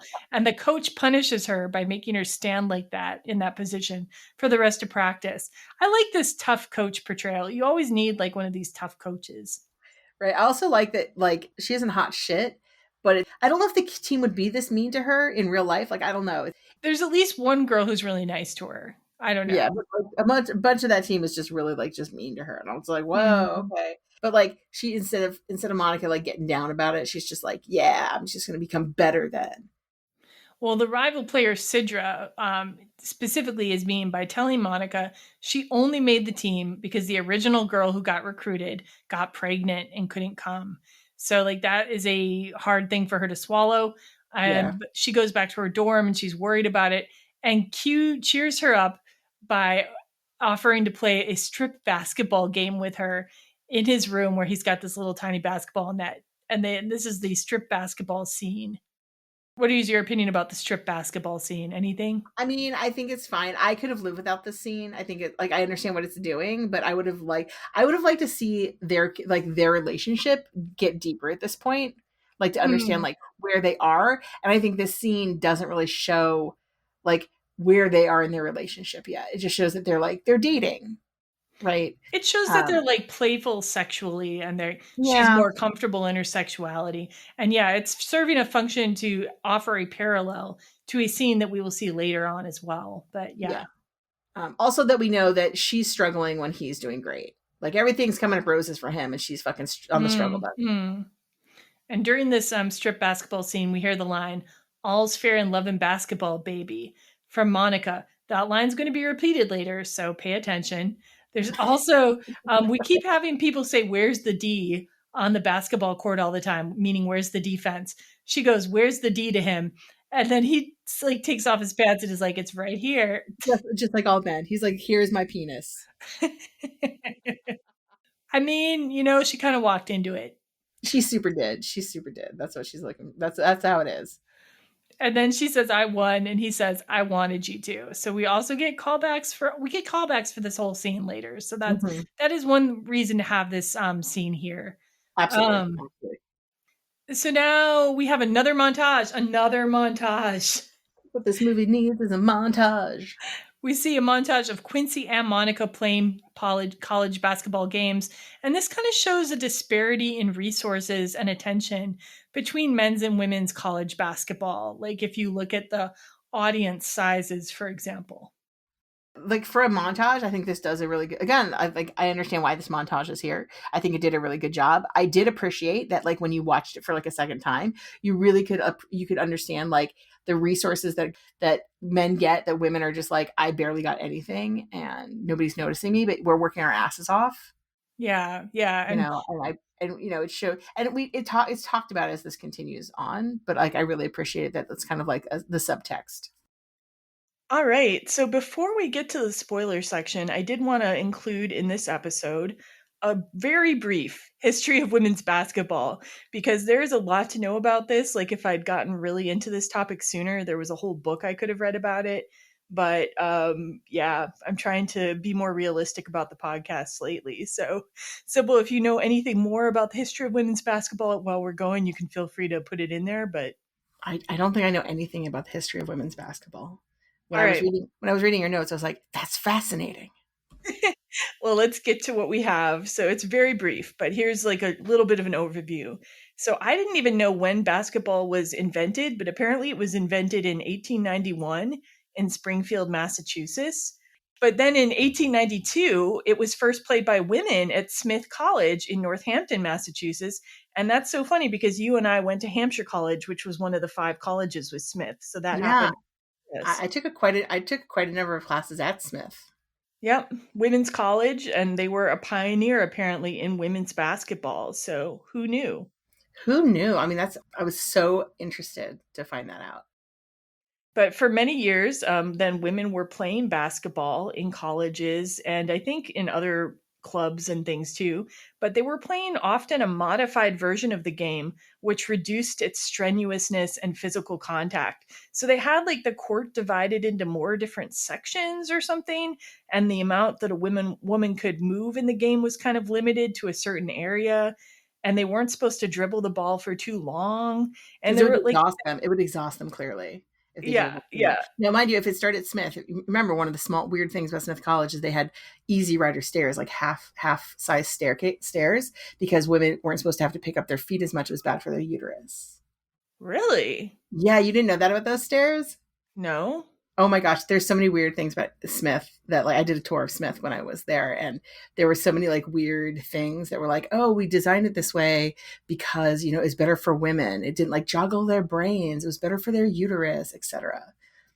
Strange. Okay, no, I did not know. Well, at the time, women were still playing certain sports while wearing corsets even. So, like, this is back in the day, like, the women were not wearing corsets while playing basketball, as far as I could tell, but, like, they were still being treated like delicate flowers, essentially, for a long time. Yeah, so for a while, women were playing sort of a diminished version of the game, but they kept playing and things gradually became more equal and more like the men's game. I was interested to learn also that Black women also started playing fairly early in the history of basketball. So, from an article on the website of the National Museum of African American History and Culture, I found out that in the 1930s, many HBCUs, historically Black college and universities, hosted women's basketball teams as well. So that the game was sort of spreading around. And also in the early days, there were women's Black Fives teams. Now, Black Fives is a term that refers to basketball teams with Black players, and these players were excluded from the white leagues. So there were a lot of men's Black Five teams, and then there were also women's Black Five teams who toured around and played. But I could not find out whether those women players were paid or not, whether they were in fact professional or just sort of amateur leagues. I mean, let's be real, they're probably just amateur leagues, but I mean, that's so interesting. And then I did see also for this episode, I watched a TV documentary that came out at the time that the WNBA was opening. It was called WNBA, The Birth of a League. It's from 1997. I found it on YouTube. I'll link it in the show notes. And it talked about 2 early incarnations of women's professional basketball in the U.S. One of them was called Hazel Walker's Arkansas Travelers. And they were a professional team from 1949 to 1965. And then there was another team called the All-American Redheads from 1936 to 1986. Yes. And all the women in that team either had red hair or they dyed their hair red or they wore red-headed wigs for some reason. Okay. Yeah. Like in both of these instances, the teams like kind of did sort of like Harlem Globetrotters kind of performance art kind of stuff alongside just playing basketball, right? Yeah, totally. They weren't just playing a game, but they were also kind of like an exhibition in a certain sense. It reminded me, watching the excerpts they had, it reminded me a little bit of In a League of Their Own, where the women are really trying to play baseball, but they're also kind of being dressed up, Right. to look pretty or something. Right, because they have to market it, right? They have to market somehow. And they clearly, it's not because the game is interesting. But these women were going around and they were playing against men's teams quite often, and like men's kind of like Kiwanis Club teams and things like that, like local organizations, and quite often beating them. So it's kind of cool that that was happening at any rate. Right And on. then a big change came for women's basketball in 1972 because of the Title IX legislation, which mandated that women's sports be treated equitably and be given better funding and facilities and opportunities so that like they would be equal to men's sports. It was an all over kind of educational legislation which made opportunities for women more equal in general. So pretty cool. That's really when high school and college programs for women started taking off. And I'm sure you know something about that. That's so interesting. This is also very interesting. I had no idea that like this even went on with like women's basketball. You knew about Title IX though, surely, right? I mean, not really, no. I mean, Oh, Title IX, okay. yes, but not like, I mean, clearly it was more important than I expected it to be. No, yeah, like before then, like, women might not even have like time in the gym, maybe. Yeah, Like they exactly. might, I did not know that. I was like, wow, yeah. okay. Yeah, so that's why that was such an immense change, and it really affected sports all across the board. I think now, don't quote me on this, but I think it might have applied to other opportunities too beyond sports. But sports is definitely one area where women were definitely raised up by Title IX. So yeah, and then in 1976, women's basketball was added to the Olympics. So that was another big step. And then prior to the WNBA in 1978, the first professional basketball league for women was formed, the Women's Basketball League, but it only lasted for 3 seasons. So that, for whatever reason. Yeah, probably funding. Let's be real, probably funding. And then in 1996, the WNBA was founded. And when Gina Prince-Bythewood started writing her script, the WNBA didn't even exist yet. So that made a huge difference in how she decided to proceed with the film at that point. Wow, okay. So initially, the WNBA had 8 teams. Today, it has 13 teams, and there are 5 teams being planned for the near future. This compares to 30 teams in the NBA. So women's sports are still catching up. The 1997 WNBA documentary I watched had a lot of really interesting interviews with women who came to the WNBA from different backgrounds, and we see some of this reflected in the film. Some of them had played abroad, some of them have been in the Olympics, some of them came straight out of college, and some came from other countries. So, a few of the stories I'll share. Lynette Woodard is in the documentary. She was the first female member of the Harlem Globetrotters. She also spent time playing in Japan and Italy. Then she became a stockbroker because the WNBA didn't exist yet. But then when the WNBA set up, she decided to join the Cleveland Rockers and play for them. Wow, she had quite a past. She had quite a past right there. Yeah, and she was still apparently trying to keep her hand in as a stockbroker while she was playing, which is kind of interesting. And then Cynthia Cooper, a player for the WNBA at that time, helped win 2 national championships for USC, played on the 88 and 92 women's Olympic basketball teams, and then played for 10 years in Italy, and she was a big star overseas. And then she was able to join the Houston Comets at age 34. She told the documentarians, quote, "I'm on a mission to make the WNBA work, but not for me, for the young ladies in college, for the girls in high school. I'm on a mission for them. I don't want them to have to go overseas and play and be away from family for 10 years to pursue a dream." So, yeah. So it was pretty moving, the documentary. It is one of those chintzy TV documentaries from the 90s, but It's still interesting.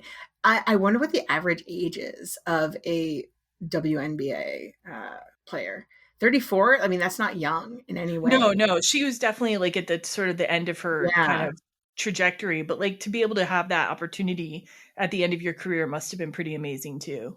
Absolutely. So then I read some recent stuff about the WNBA. And one of the things I uncovered right away was a 2025 New York Times opinion piece by a Harvard professor, Claudia Golden. And she was writing about how WNBA players are drastically underpaid compared to NBA players.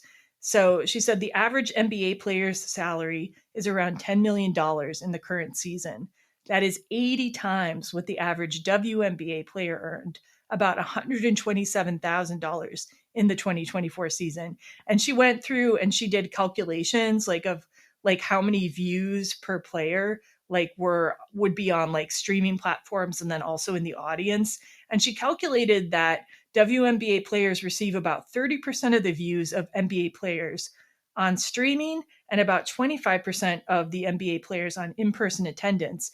So they should be getting, probably about 25 to 30% of what an NBA player gets instead of 1/80th of what of what an NBA player gets. Yeah, no, we think that the NBA is ripping people off. No, the WNBA is making money hand over fist quietly.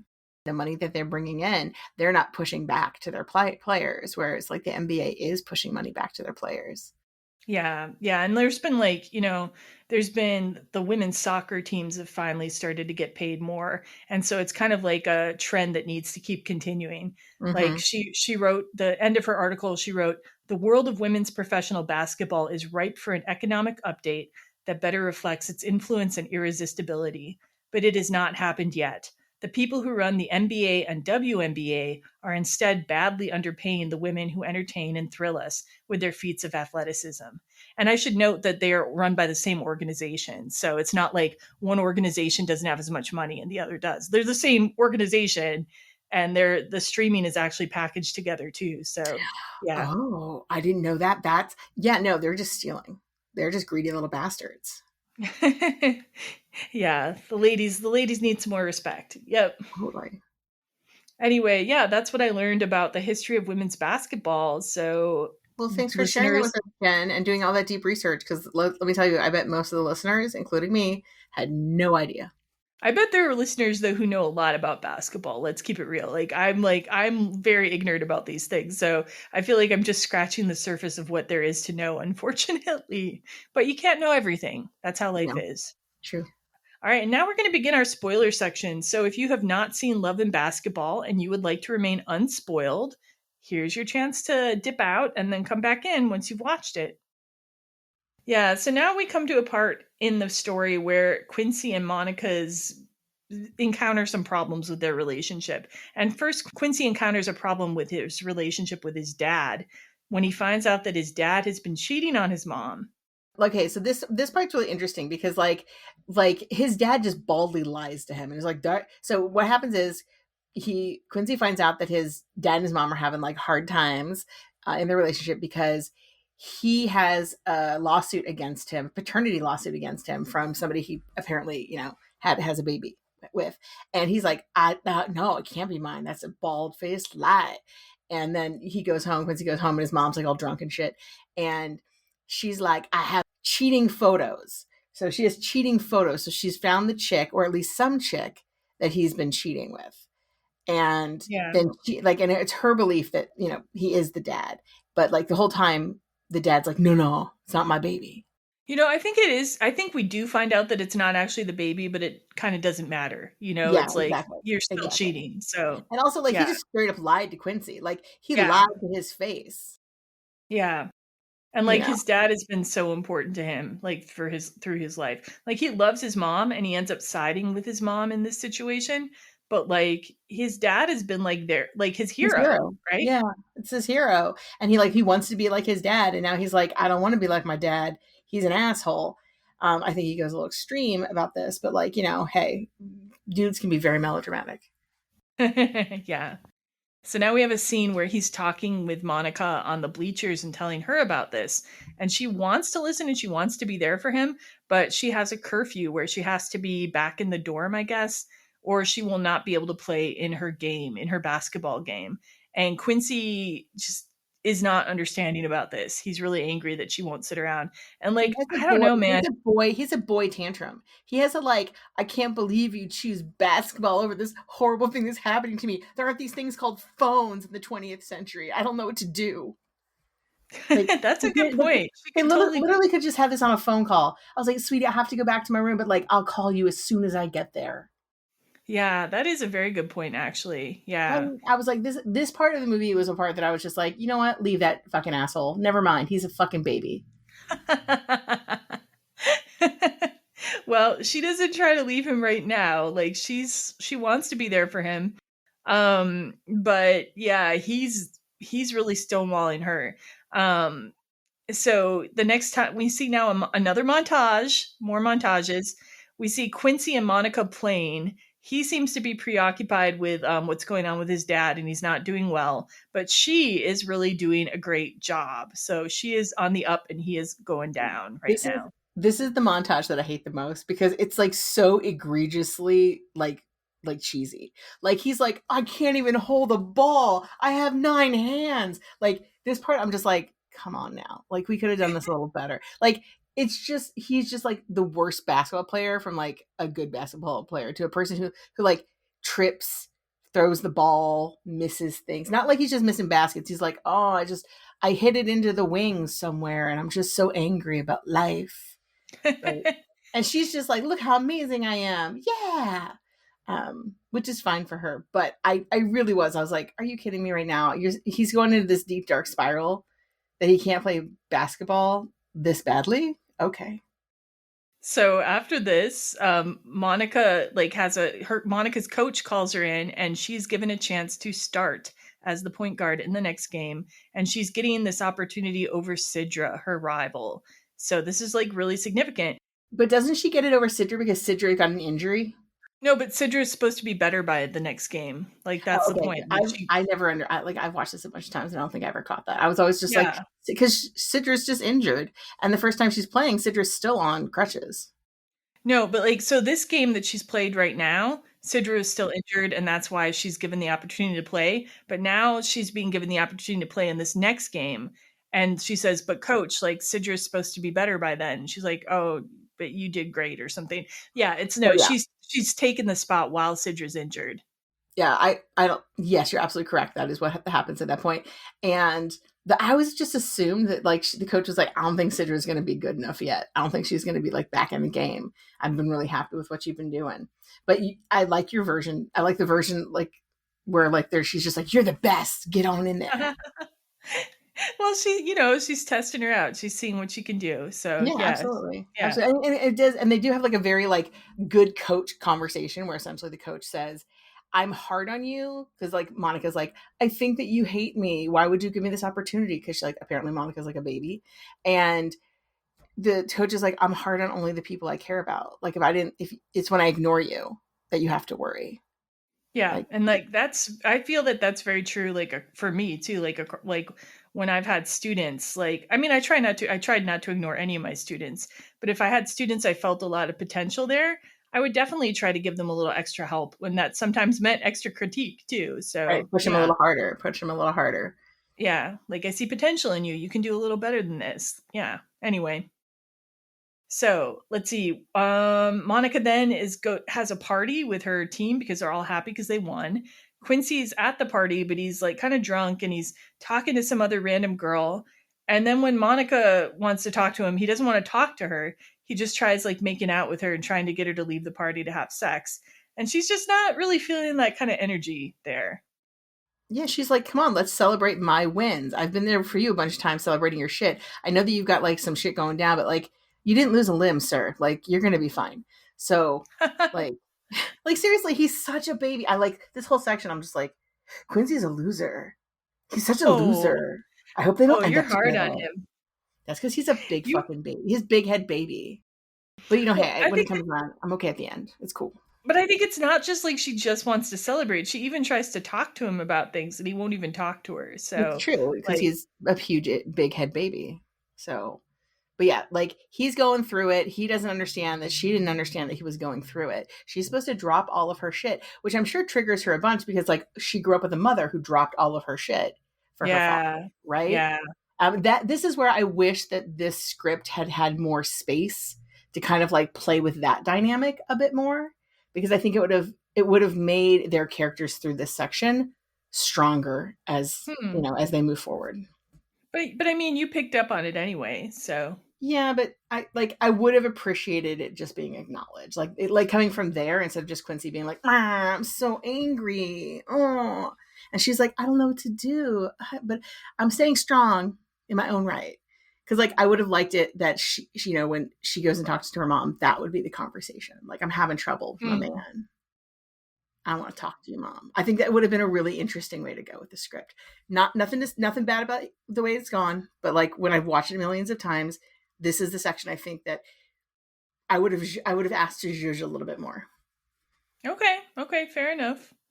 Yep, still tightly written. So Quincy and his dad have another conversation, and his dad's trying to make excuses about why he cheated, talking about how he married Quincy's mom when he was 19 because she was pregnant. And like, I don't know if that helps you, dude. Like, that just No, I love that was like, he's like, no, man, that's why. And just be like, just admit, just be like, hey, you know what? I made stupid choices and I regret them. And he's just like, that's just going to make his son feel worse. Cause like, oh, thanks, Dad. Thanks for telling me that like I was such a burden to you and shit. I don't know. Right. Yeah. Great. I know. There's just so much going on right here that I'm like, oh, his dad's handling things so poorly. And then he's talking about how there's always all these groupies at the NBA games. And like there's kind of a parallel here because Quincy, like reacting to his father cheating, he then goes out and starts cheating on Monica. Yeah. So weird. Yeah, totally. Like he doesn't see but Quincy doesn't see the parallels. Not even. No. But this is when this is the important part of this section is when, so Quincy, who we've heard him talk to his dad about like when he should go pro, and his dad's always been like, don't go pro yet. Give yourself time to kind of marinate and also like get a good education, right? Like his dad's done this. He's been in this field. He knows what happens to players, right? So he's like, get a good education. And so Quincy, this is where he tells his dad out of spite and being, I don't know, young and dumb. He's like, I'm going to drop out of school and go pro, knowing that's going to make his dad hurt. Yeah. But he doesn't think about the fact that it's like hurting him so much more. Yeah, this guy's just flailing. Quincy's just flailing. Yeah. Right. He is in a really deep, dark spiral about this, and I wish there had been more for me to understand why he was spiraling this hard, but like, apparently he is. It's not even like his mom was like, your dad's the most horrible beast ever. She's just like, it's just sad. I'm really sad about it. Yeah. Yeah. But he does. He goes, he has a baby man tantrum and, kind of just starts destroying his life. Yep. And so Monica goes to visit Quincy, and then another girl arrives to go out with him. And the girl's kind of nervous. She's like, maybe I'll leave. And then Monica goes to her, no, you stay. I'll leave.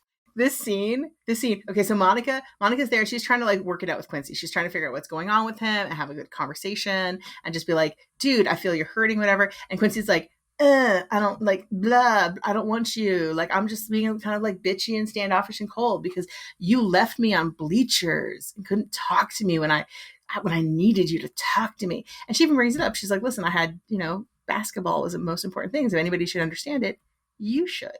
And instead, this girl comes in who's very lovely, and she's clearly, she understands that Monica is his situationship of some sort. Yeah.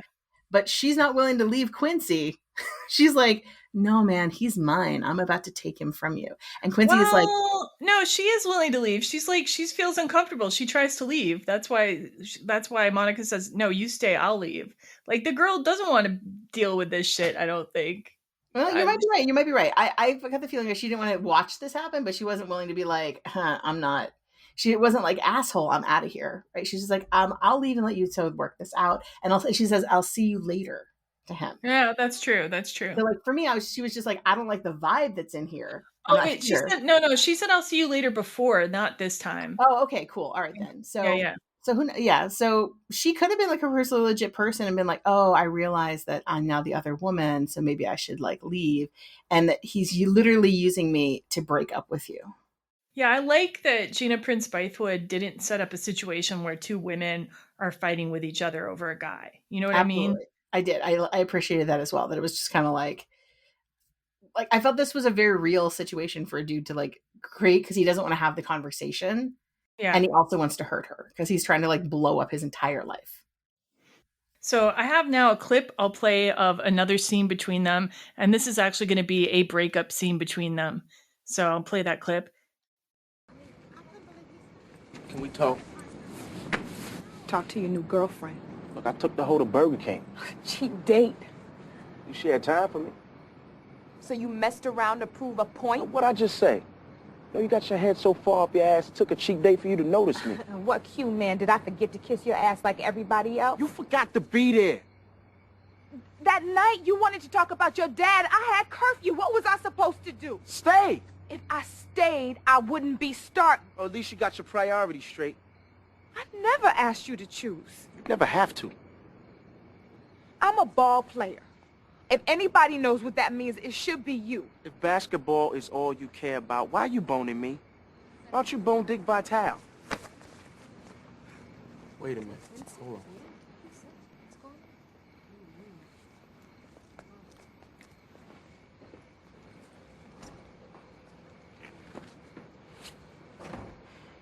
How do I know the next time you're feeling neglected or whatever, you're not going to just run around on me? If we're going to be together, I have to be able to trust you. I'm not asking for us to be together. What? I'm going through a lot of shit right now. It's obviously more than you got time for. How are you going to tell me what I have time for? I mean, whatever I did, we can fix this. I don't think so. You don't think so? Look, I'm entering a draft. You what? I'm going pro. Hey, who knows where I'm gonna end up, you know? When did you decide all this? A few days ago.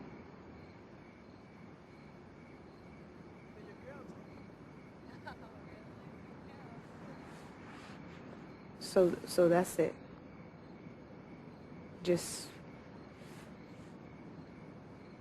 forget about you and me. I still like us to be friends. Friends.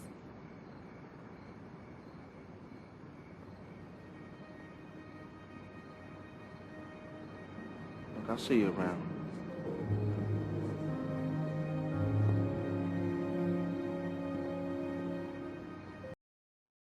Yeah, pretty brutal. Yeah, man. Like that's like a surprise breakup. It's like when you're trying to have like a conversation to like resolve a conflict, and instead all of a sudden somebody's like, "Well, I don't even want to be with you," and you're like, "What the fuck, yo?" Right? You're just like, where did? And I feel like it kind of like it comes out of nowhere, right? Yeah. I think that's extra hard because when you don't realize that there's like that it's spitting out so bad, and then all of a sudden you're like, "Whoa, okay," it's horrible. Yeah.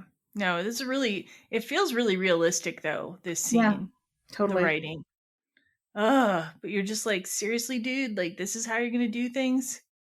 I know. And like she doesn't really fight at all, which I mean I get because like she's being kind of blindsided, but also like I don't know, like it's I think she takes this far too well. I think it's because she has something in her life that she's so committed to that she loves so much besides her relationship. You know, I think like that's what allows her to have her independence and her dignity to such an extent is the fact that she's so good at basketball, she's succeeding at basketball, and he's asking her to choose between that thing that is so important to her, you know, and the relationship. Yeah. Okay, yeah. I mean, love and basketball, it's right there in the title. And it's like right there. But she'd be like guys aren't usually like asked to choose between these two things. It's just assumed that like they can have their career and they can have love, and that people are just going to make it easy for them to have both things, right? Yeah. But women are often asked to choose and to like change who they are. You know, maybe they can have either one or the other. So right. I think this conversation is a good example of that. Like, he was expecting her to drop this thing that's so important to her just so she could talk to him in that exact moment. Yeah. Yeah, that he makes it seem like his stuff is more important than her stuff.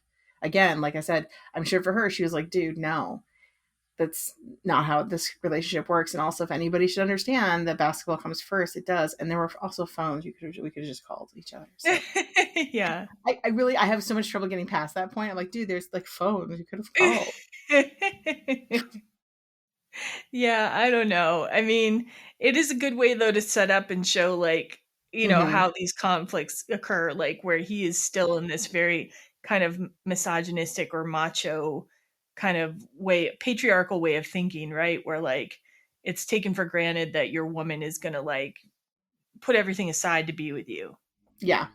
Yeah. And that her basketball career isn't as important as yours.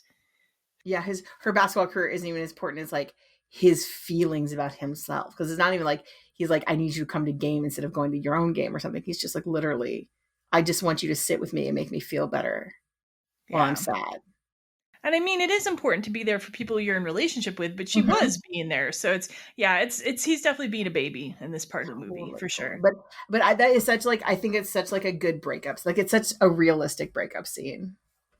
Yeah.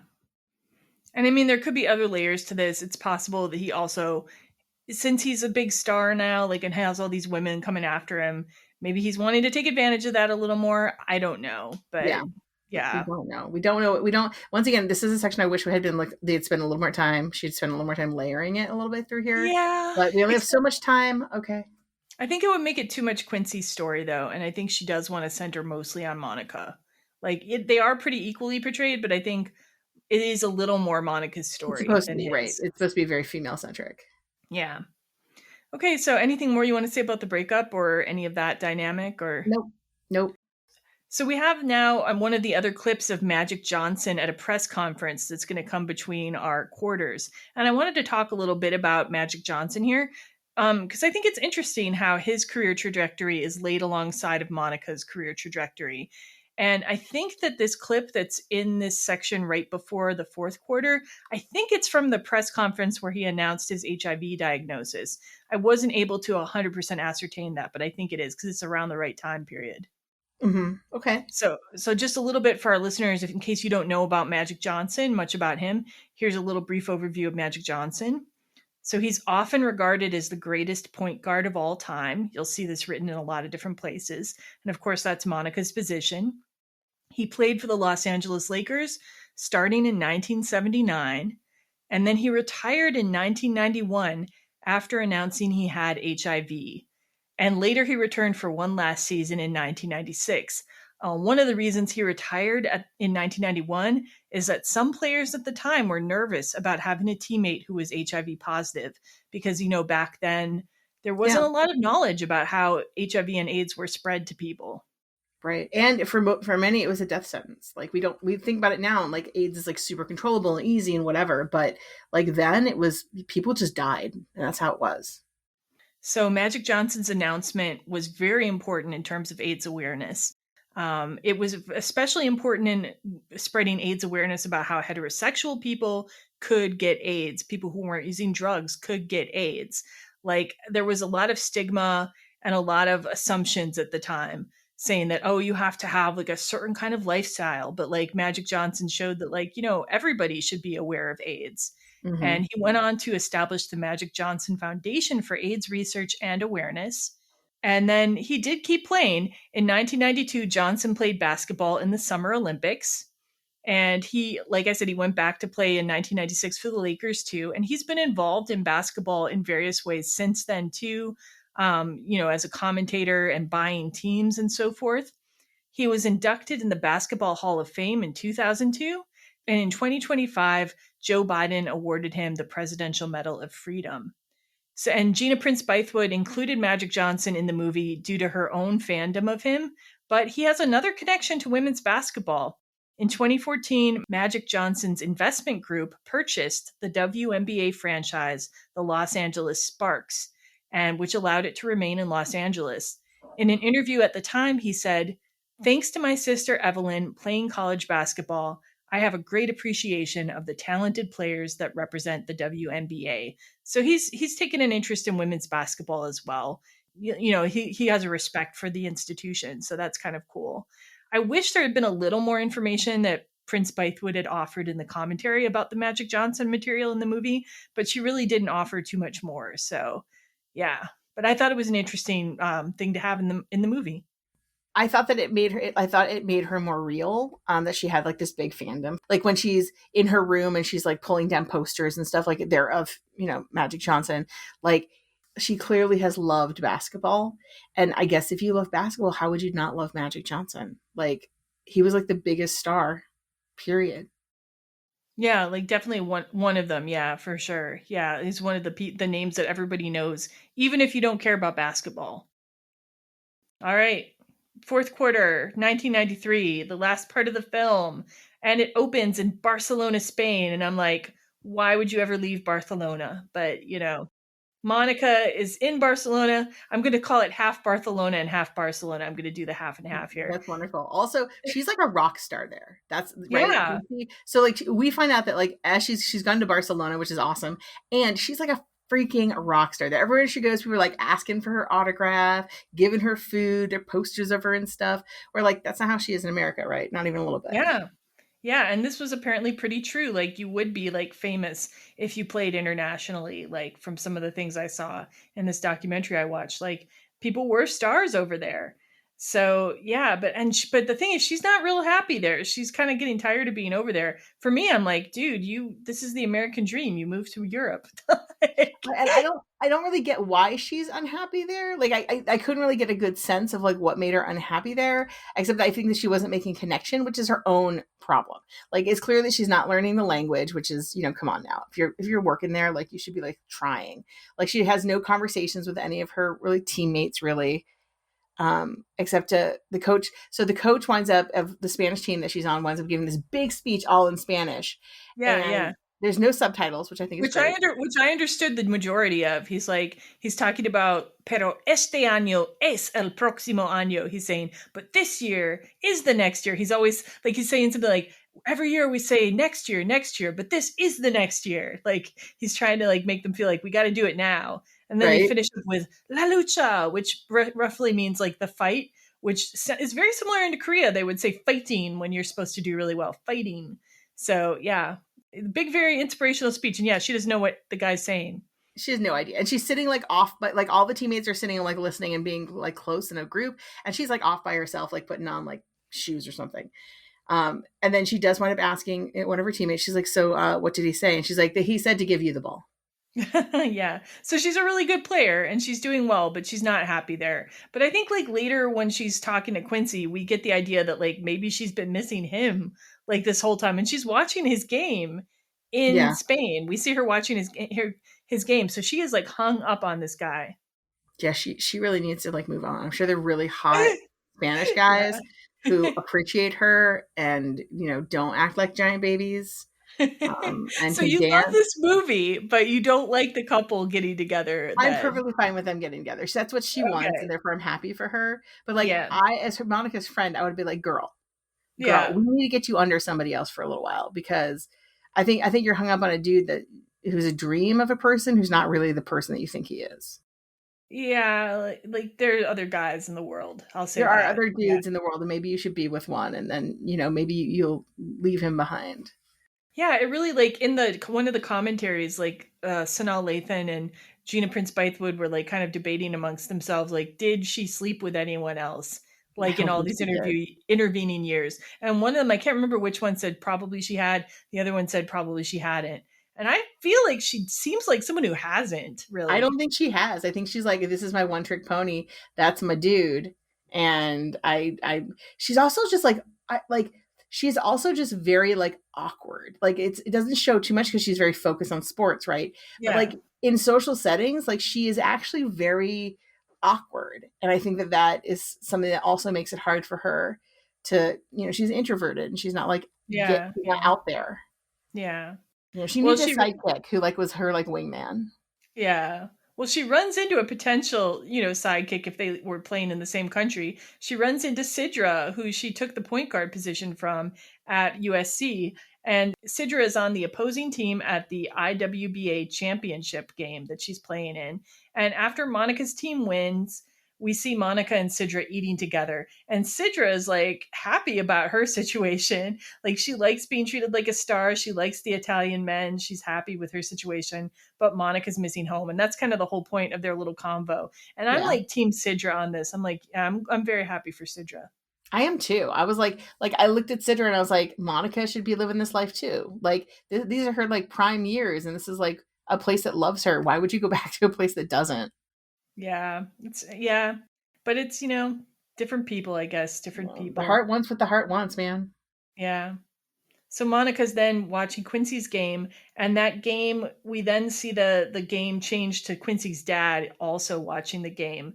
And in this game that she's watching, Quincy gets injured, and we find out he has torn his ACL. We then go back into Quincy's life, and he's in the hospital. And first his dad goes to visit him. I also got the impression when I was watching this section is that Quincy has been playing, but maybe he isn't he's not important, right? He's not like a star. He's kind of like he sits on the bench a bunch and he's not really living the dream.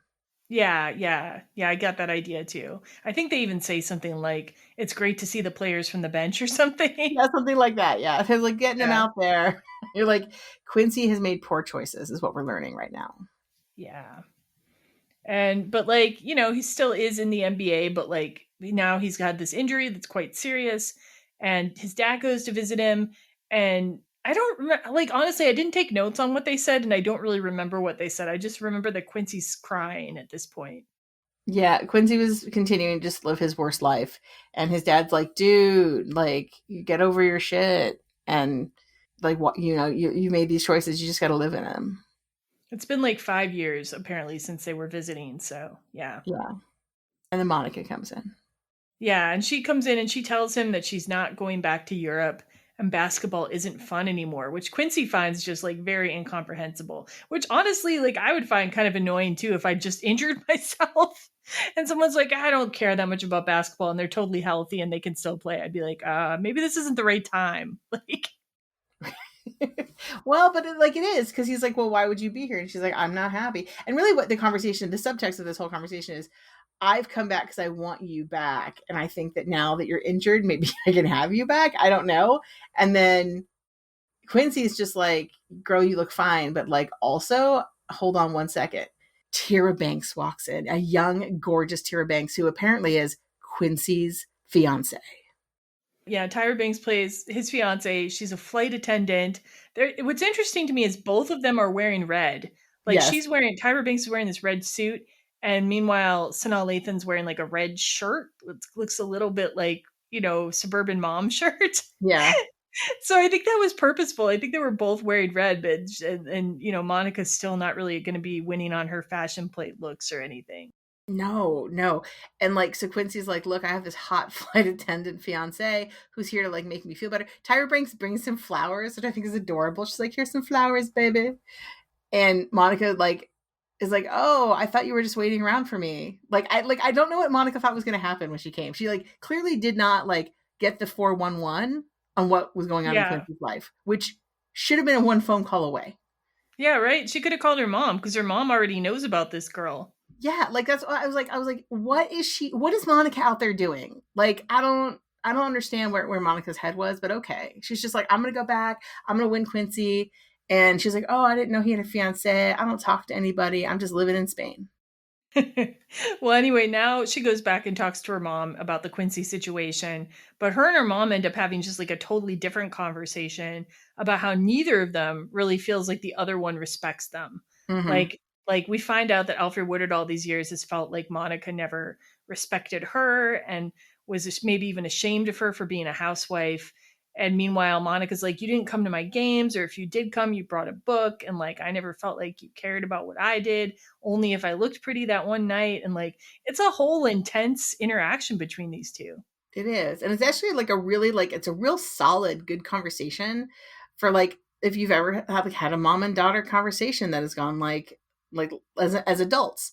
like this is how they go, where you're like, oh, I had these expectations, you didn't meet them, and the mom can now be like, hey, you're an adult, let me talk to you like one, okay?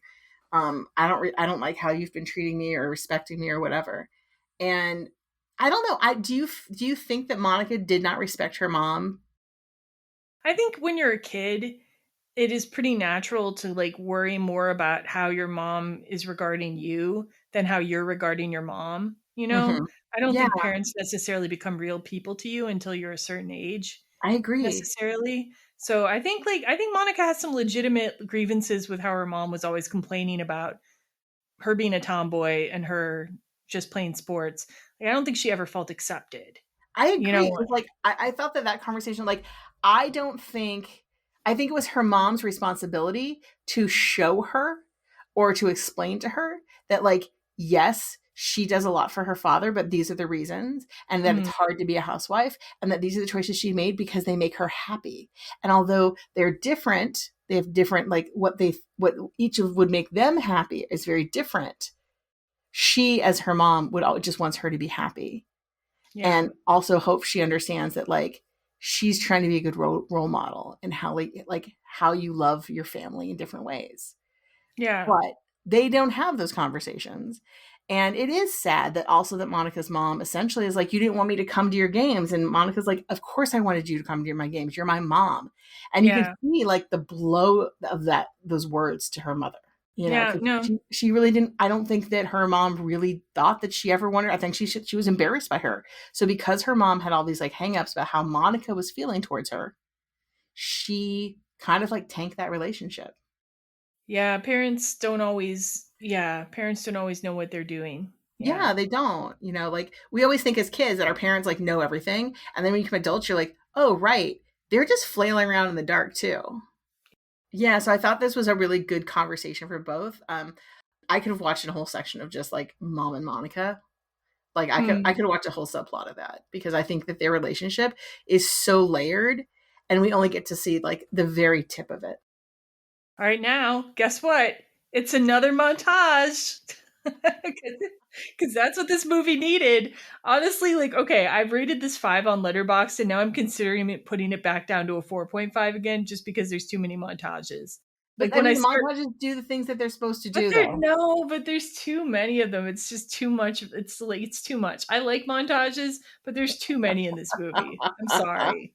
What we need is a montage, because I everything can know. happen in a montage. So this one is to the song Holding Back the Years, which is performed by Angie Stone. And that's a song that has a lot of regret in it. You know, like it's a song, it's kind of a sad song. Like it has words like, I've wasted all my tears, wasted all of those years, and nothing had the chance to be good. So this Yeah. is a sad montage. And we see Monica taking down her posters, putting away her basketball stuff. She looks at a picture of her and Quincy when they were happy. And then she's training at the bank. She's going to work at the bank where her dad works. And meanwhile, Quincy is trying to get back in shape.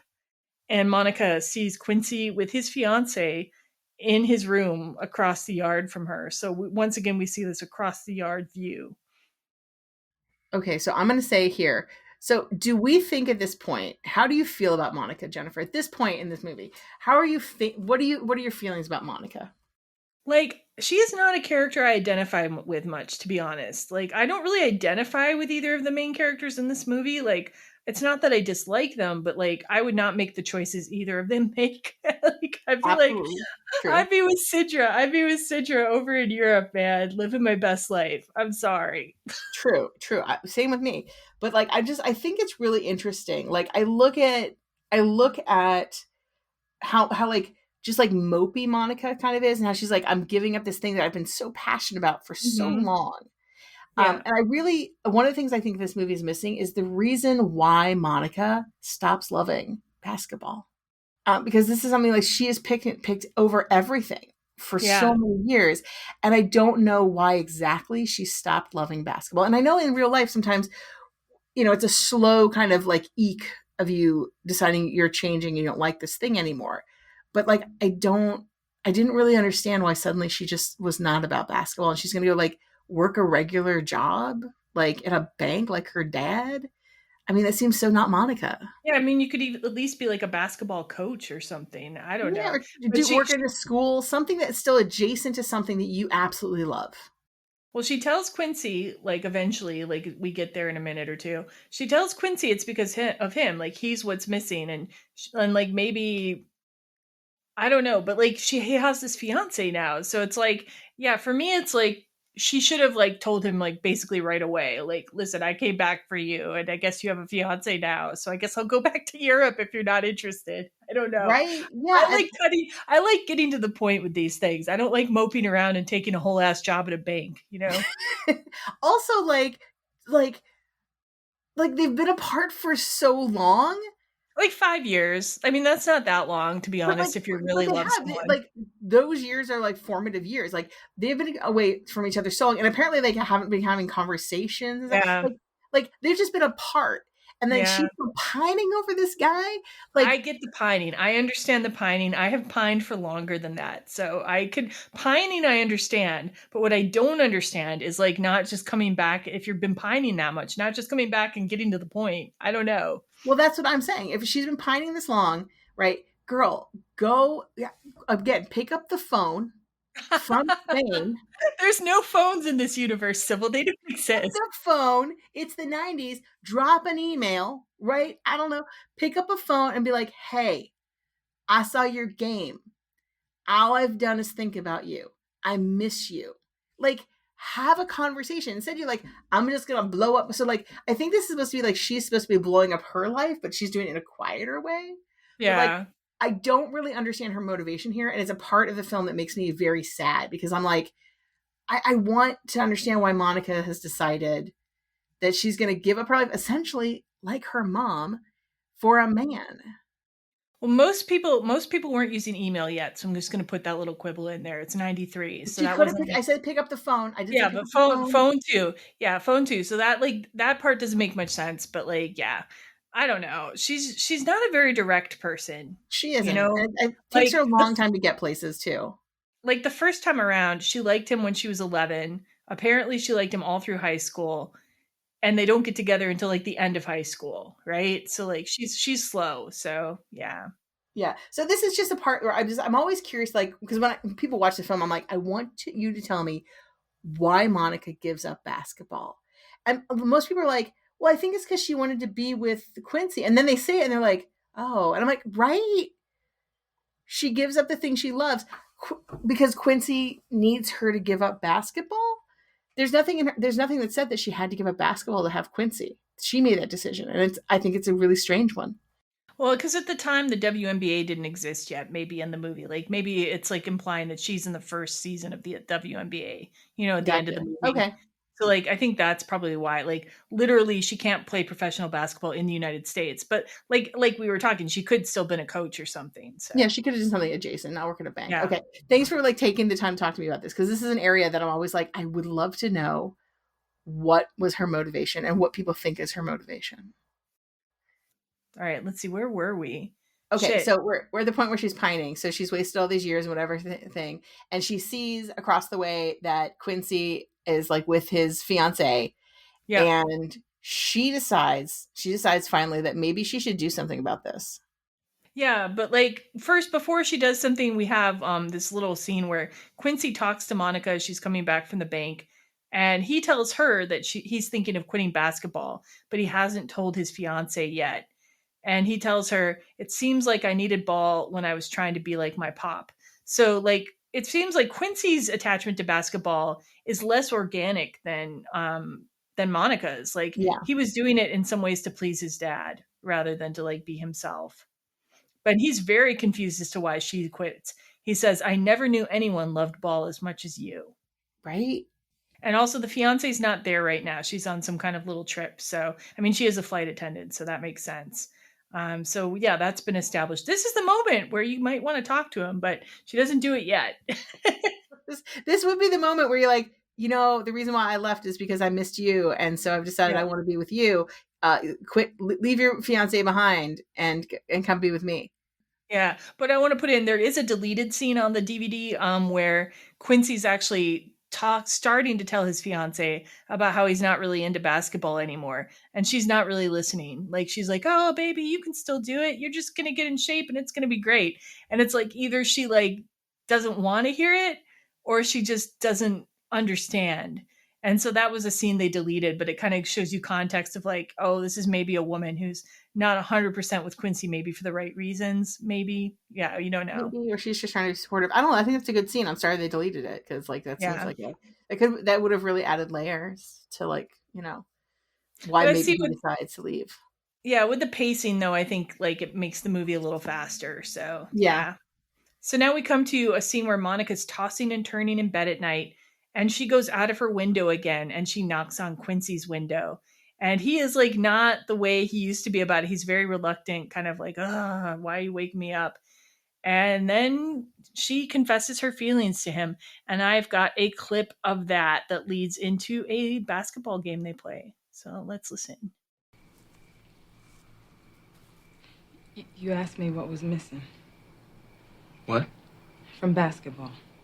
You woke me up to tell me that? It's not fun for me anymore because you're missing. What I'm trying to say is,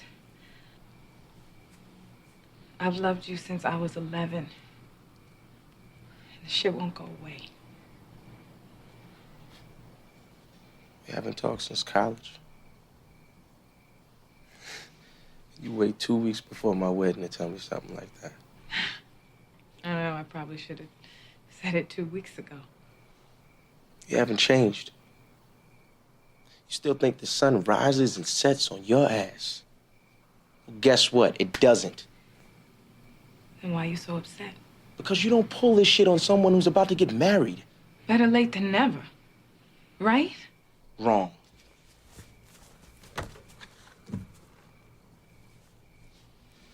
I'll play you. What? One game, one-on-one. For what? Your heart. You're out of your mind. So what, you gonna bitch up? Huh. What's that supposed to be? Some psychology? Look, I know why you broke up with me in college. And not that it wasn't messed up. But I should have been there for you. I just didn't know how to do that and be all about ball. Monica, after that stuff with my dad, I couldn't trust anybody, okay? I was lost. That was 5 years ago. I've moved on. Prove it. Oldest proof. You once said the reason I beat you was because you wanted me to. So? So? If I win, it's because deep down you know you're about to make the biggest mistake of your life. And deep down you want me to stop you.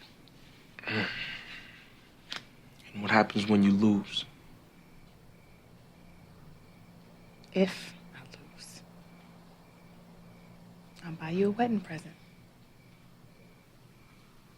All right, I'm stopping it there. So after this, they go and they do play their one-on-one game. And it's actually a pretty tense scene. Like, I gotta say, the first time I watched this movie, I did not know how it was going to turn out. Really? Okay. Yeah, no, I didn't. I was like, oh shit. Like, he does not look very pleased with her at all. No, I mean, I do really like that he's like, you know what, I'm showing you that like I don't have to accept what you're putting down. Because she's making the assumption like you're gonna throw this game for me, right? And then he's just like, nah, I'm not going to. Yeah, like I feel it's pretty tense. Like she has some initial success in the game. She makes a couple points, but then Quincy catches up with her. And you actually see like Monica on her face. She's losing hope. She's like, oh no, like he's trying to win now. And the scene is set to this song, Fool of Me by Michelle Ndegeocello. And it's a really nice song, like very kind of sad, even a little bit. So it's, yeah, it's pretty tense to me. I felt like even when I watch it now, I'm like, I know how the movie's going to turn out, but like, I don't know if Quincy has made up his mind about her, like even while he's playing the game. I mean, this has all been sprung on him very suddenly. Right. And like she waits to like literally the last second. She's like, it's like 2 weeks right before his wedding, right? Yeah. Yeah, like I I'm mean, to like, be come on. fair, in a lot of romance movies, it's like at the altar. So, like, True really, that, for a but romance movie. even so, I'm just like, girl, you've been sitting around for how long? Once again, like, what gave you the courage after pining? Yeah, and at one point in the game, like Quincy actually kind of pushes her in order to make a shot. And then this line comes back from their strip basketball game. He says, "All's fair in love and basketball, right?"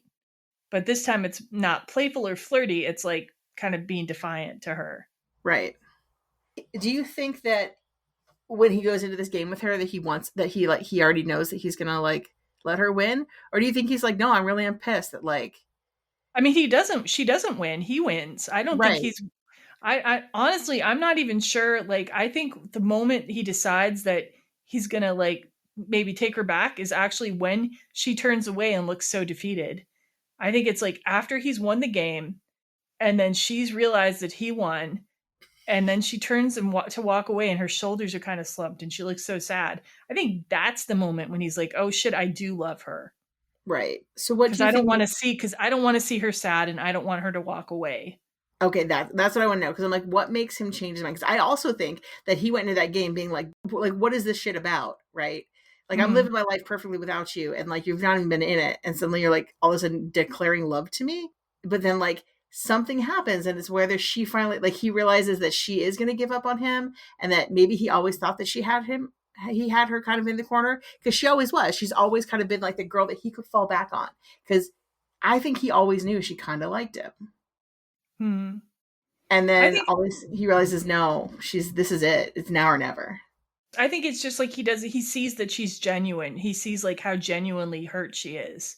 And I think that's what does it. And he doesn't want her Okay. to be hurt. And it also shows him that she genuinely cares. It's not just like a whim, or she's not just spiraling out, by Mm-hmm. quitting her job and working at a bank, and then he's just convenient. I think he's like, oh shit, no, she really did come back for me. Right. Okay. Anyway, he wins, and then she turns away. She looks really sad, and then he says, "Hey, double or nothing." And that's the moment they're getting back together, and then they hug and they kiss and like, yay. Yeah. Although it doesn't feel like super uplifting yet. It Like, does not. and this was the original ending. It was just going to end here, but then Gina Prince-Bythewood was able to change her script because the WNBA came into existence. So we get this added part at the end, which makes it much happier, where there's a WNBA team playing and Monica is on it. She is in the LA Sparks in this version of the ending, and this was shot in an actual Sparks game. And she's wearing a number 32 uniform that says Wright McCall on the back. And then we see Quincy in the audience of the game holding like their little girl and saying like, "Look at mommy." And that's really sweet. Yeah, it's true. Yeah, I think this end is far more satisfying. If we stopped on the blacktop, I would have been like, well, okay. But in my mind, I'm like, okay, so they're gonna get back together for a little bit of time, and that fucking relationship's gonna blow up again. So Really? You would have assumed it would blow up. Why? absolutely. I'm still Why? not 100% sure that they don't blow up again. Why? Like now Because he's a nice little like dad with his daughter and like looking at the game and everything. Like he seems happy. I mean, yeah, but like, give him 3, 4 years, 5 years, 6 years. We'll see how that goes. Maybe he's like studying to be a doctor or something. We don't know. He I could mean, be like have his own new I hope life. that he goes and he works for House and that's the continuation of his life. Like we don't know. He could be doing anything. He could be working at the bank. I don't know. Absolutely. He could have absolutely he could be doing anything. He could be a coach. We don't know. We know what Monica's doing, which is kind of awesome as well. Like actually, like Omar Epps said about the movie to ESPN, one of the biggest things that drew me to the film was how it ended. I love the fact that it was the woman who went on to achieve those specific dreams of Yeah. playing ball, and the man who took a step aside. They had a family. He fell into that role, and they were cool with it. So yeah, I like that. Oh, and there's a post-credit scene too, where you see Monica and Quincy's little daughter putting a basketball into one of those tiny little toddler basketball hoops. Which is adorable.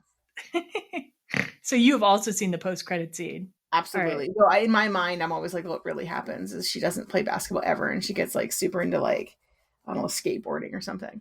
Like she's still going to be athletic because they're both very athletic, but she's like, basketball's stupid. I'm super into ballet. Oh, and then she and her mom can misunderstand each other like Monica and her mom. Absolutely. Fantastic. Or she could become like a grandma's girl and get really into like baking pies and shit. I don't God, know. that'd be amazing. She's an auntie. She's an auntie in Grandma's Girl. She's like, I love makeup. I like being a princess. I like makeup, and I can't wait to like make my own clothes. Who knows? All right, so I'm ready actually to talk about double features if you are. Okay, let's talk double features, which I found very Yeah. hard for the film. Really? Okay, I so did. this the reason. Okay, so honestly, like like I said before, like I was sort of leaving aside the other Sanaa Lathan like rom-coms because I thought probably you'd seen them and I thought you were going to take them. I've So never like seen them, so no. yes. So like I'm going to say neither of us are recommending them in our double features, but I'm going to call out Something New is one that people should watch. Brown Sugar and The Perfect Guy are all other Sanaa Lathan rom-coms. So those are just three that I've seen. I like them well enough. They're not my double features today because I did a theme, but listeners, that's just another set that you could go with. So now on to Sybil. All right. So the first one I'm going to do is The Swimmers, which is a 2022 film. It's about two girls who are sisters who like immigrate to America in a really very hard way, a hard method, and become swimmers. And then kind of what it's like to like have a dream of being in the water and swimming and how those can sometimes fail or not. I think it's a very powerful movie. What I liked about it, that it's as like a double feature, is that it's about somebody who's very passionate, a woman who's very passionate about their sports. And I think that the underlying thing that I love about Love and Basketball is the passion for what you're doing, and especially when it's a sport. I think that there needs to be more women films that are like that. I haven't heard of this one yet, so I'll keep an eye out for it. Yeah. This is one of my favorite movies that I watched in 2022. Like, oh, okay. I've told everyone to watch it. I think it's so powerful. The next one I'm going to recommend is The Program from 1993, which is a football movie with Omar Epps in it. And what I like about it, this particular film, is it does like football really well. I don't watch football, but like there's a lot of like good footballing. It's like when you watch like Friday Night Lights, the TV show, there's like still very good football sections besides just the rest of the film. Whereas I always felt Love and Basketball didn't really have great basketball in it. And I really do like a sports film that has like some like sport in it, just like enough sport where like I'm rooting for a game, right? There's never part in Love and Basketball wherever I'm rooting for a game ever. Yeah, that's true. There's not like, I mean, there are games that are important, but like they aren't really built up or dragged out very much. Right. Yeah. You're not like rooting for a game. You're not like, oh, this is going to make and break her career or like whatever. Yeah. Right. You're not, nothing pins on it. It just happens to be that she's passionate about basketball and he's passionate about basketball. And that's something that brought them together. I mean, really, the only game that you're like really is the one at the end where she's playing for his heart. And then you're like, oh shit. Like, right. Yeah. That's it. So this one, the program I find does a better job being like a sports film where like it gives kind of that feel to it. And I do appreciate that. And it's a good sports film. And then the final, I have The Secret Life of Bees from 2008. And that one is written and directed by our same director. And I think she was nominated for awards for this one too. Oh, okay. This was a really good, it's very different, but it's a really good film, has Queen Latifah in it. Come on now. She's fantastic. And it's a slower film, but it's still very layered the same way that For Love or Basketball is, right? Very layered of like people and relationships. Yeah. Like I have seen it. It's definitely, it's a coming of age story too, if I recall correctly. Absolutely. Yeah, it is. Yeah. I like The Secret Life of Bees. It is a slower film though. Okay, yeah, and just speaking of Queen Latifah, you just reminded me of another one that was almost on my double features, which is Just Right, where Queen Latifah is like a physical therapist helping a basketball player. So, yeah, you've seen that, right? I thought about putting that one on the list, and I decided The Secret Life of Bees was better. Okay, yeah, well, I mean, it is Gina Prince-Bythewood, so there you go. Exactly. And I'm going to use The Secret Life of Bees, but you're absolutely correct. I looked at Just Right and was like, no, I'm going to go with Secret Life of Bees. All right, so for mine, I decided to go with kind of a coming of age sports movie theme. And so the first one I'm choosing is Girl Fight, which I just rewatched. It's from 2000. It was kind of Michelle Rodriguez's breakout role. And in it, she plays a girl who decides to get into boxing. And she deals with a lot of the same kind of pressures about like being a tomboy and like, you know, being a girl in a sport that's often dominated by men. It's directed by Karin Kusama, and it's very well done. Like, it's another character that I don't super relate to in a lot of ways. Like, I'm not like a tough girl. I'm not really aggressive that way, but like, it's an interesting portrayal. It's the kind of woman character that we don't really see all that often. And I think it's well done as a coming of age story. And there's also a romance, and there's a guy who has to like sort of, deal with what it means to date a girl who's, who's into sports and who wants to be equal and who's independent. And yeah, kind of deals with those gender roles as well. Have you seen that one? I have. It was so long ago, though. Yeah. I can barely remember. I can barely remember that movie. Yeah, I had to rewatch it because I only had seen it when it first came out. Yeah, I mean that's 25 years ago now. Don't remind me. The second one I'm going to go with is Bend It Like Beckham from 2002. I'm sure a lot of people have seen this, directed by Gurinder Chadha. It's a soccer movie, and you have in this one two girl soccer players. One of the girls, though, her family is of Indian background, living in Britain, and she's also dealing with pressure to like be more like a girl and be less into sports and be more interested in going to like a wedding and getting dressed up than being in her sports championship. So it's another thing where girls trying to having to sort of like go against these gender stereotypes and do something she really cares about, which is playing soccer. And I think it's it's a very life affirming movie. It's a great coming of age story. I find it very a great fun to romance, watch. and it does have a great romance in it. It has, yeah. The romance is much more downplayed in this one, though, like than it is in Love and Basketball. But like I still find that the romance in here is like solid. A lot of people, though, really wish that it was like a lesbian romance. I'll tell you, like if you go on Letterboxd, like people will complain about that. I don't need it to be a lesbian romance. I'm completely happy with it as is. And then let's see. And then I've kind of got two that are kind of like tied for my other double feature. So I'll just mention both of them briefly. One of them, I went and watched Gina Prince-Bythewood's Emmy Award-winning CBS School Break special from 1995, What About Your Friends? And it's about these like three Black girls who are in their senior year of high school, and they're kind of like making decisions about what they're going to do next in life. And I thought it was just a very well done portrayal of like female friendship and being that age. And yeah, I think it's worth your time. I was only able to find it on YouTube and not a great print, but maybe people have ways of finding things that I don't have. So if you're able, like it's worth checking out. It was a great example of Gina Prince-Bythewood's early work.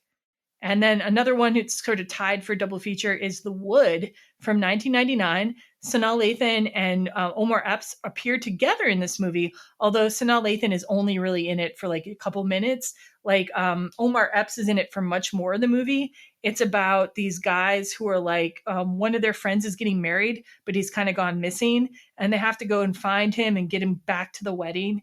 And at the same time, they're reminiscing about their days growing up in Inglewood. And it kind of shows their memories of growing up at that time and like meeting girls and like being friends, being guys together. It is a very guy oriented movie. I will say this, like, it's not like from a female viewpoint at all, but it was well done. And like Omar Epps shows like some talent in it, but I actually like the younger kid parts of the movie better. And I really like the younger kid parts of Love and Basketball. I could have spent more time with the younger actors in that movie too. So if you want more of like, yeah, if you want more of younger kids back in the 80s and 90s interacting with each other, definitely check out The Wood. You will enjoy it. All right. Yeah, it's been wonderful talking with you, Sybil. Again, I'm glad that you advocated for this movie. Thank you. I'm glad that you enjoyed it, and I hope that it's now in the ears of other people so that they can go watch it, because it's such a good film. Everyone should see this film. Yes, definitely agree with that. And thank you for listening, everybody. Goodbye. Bye.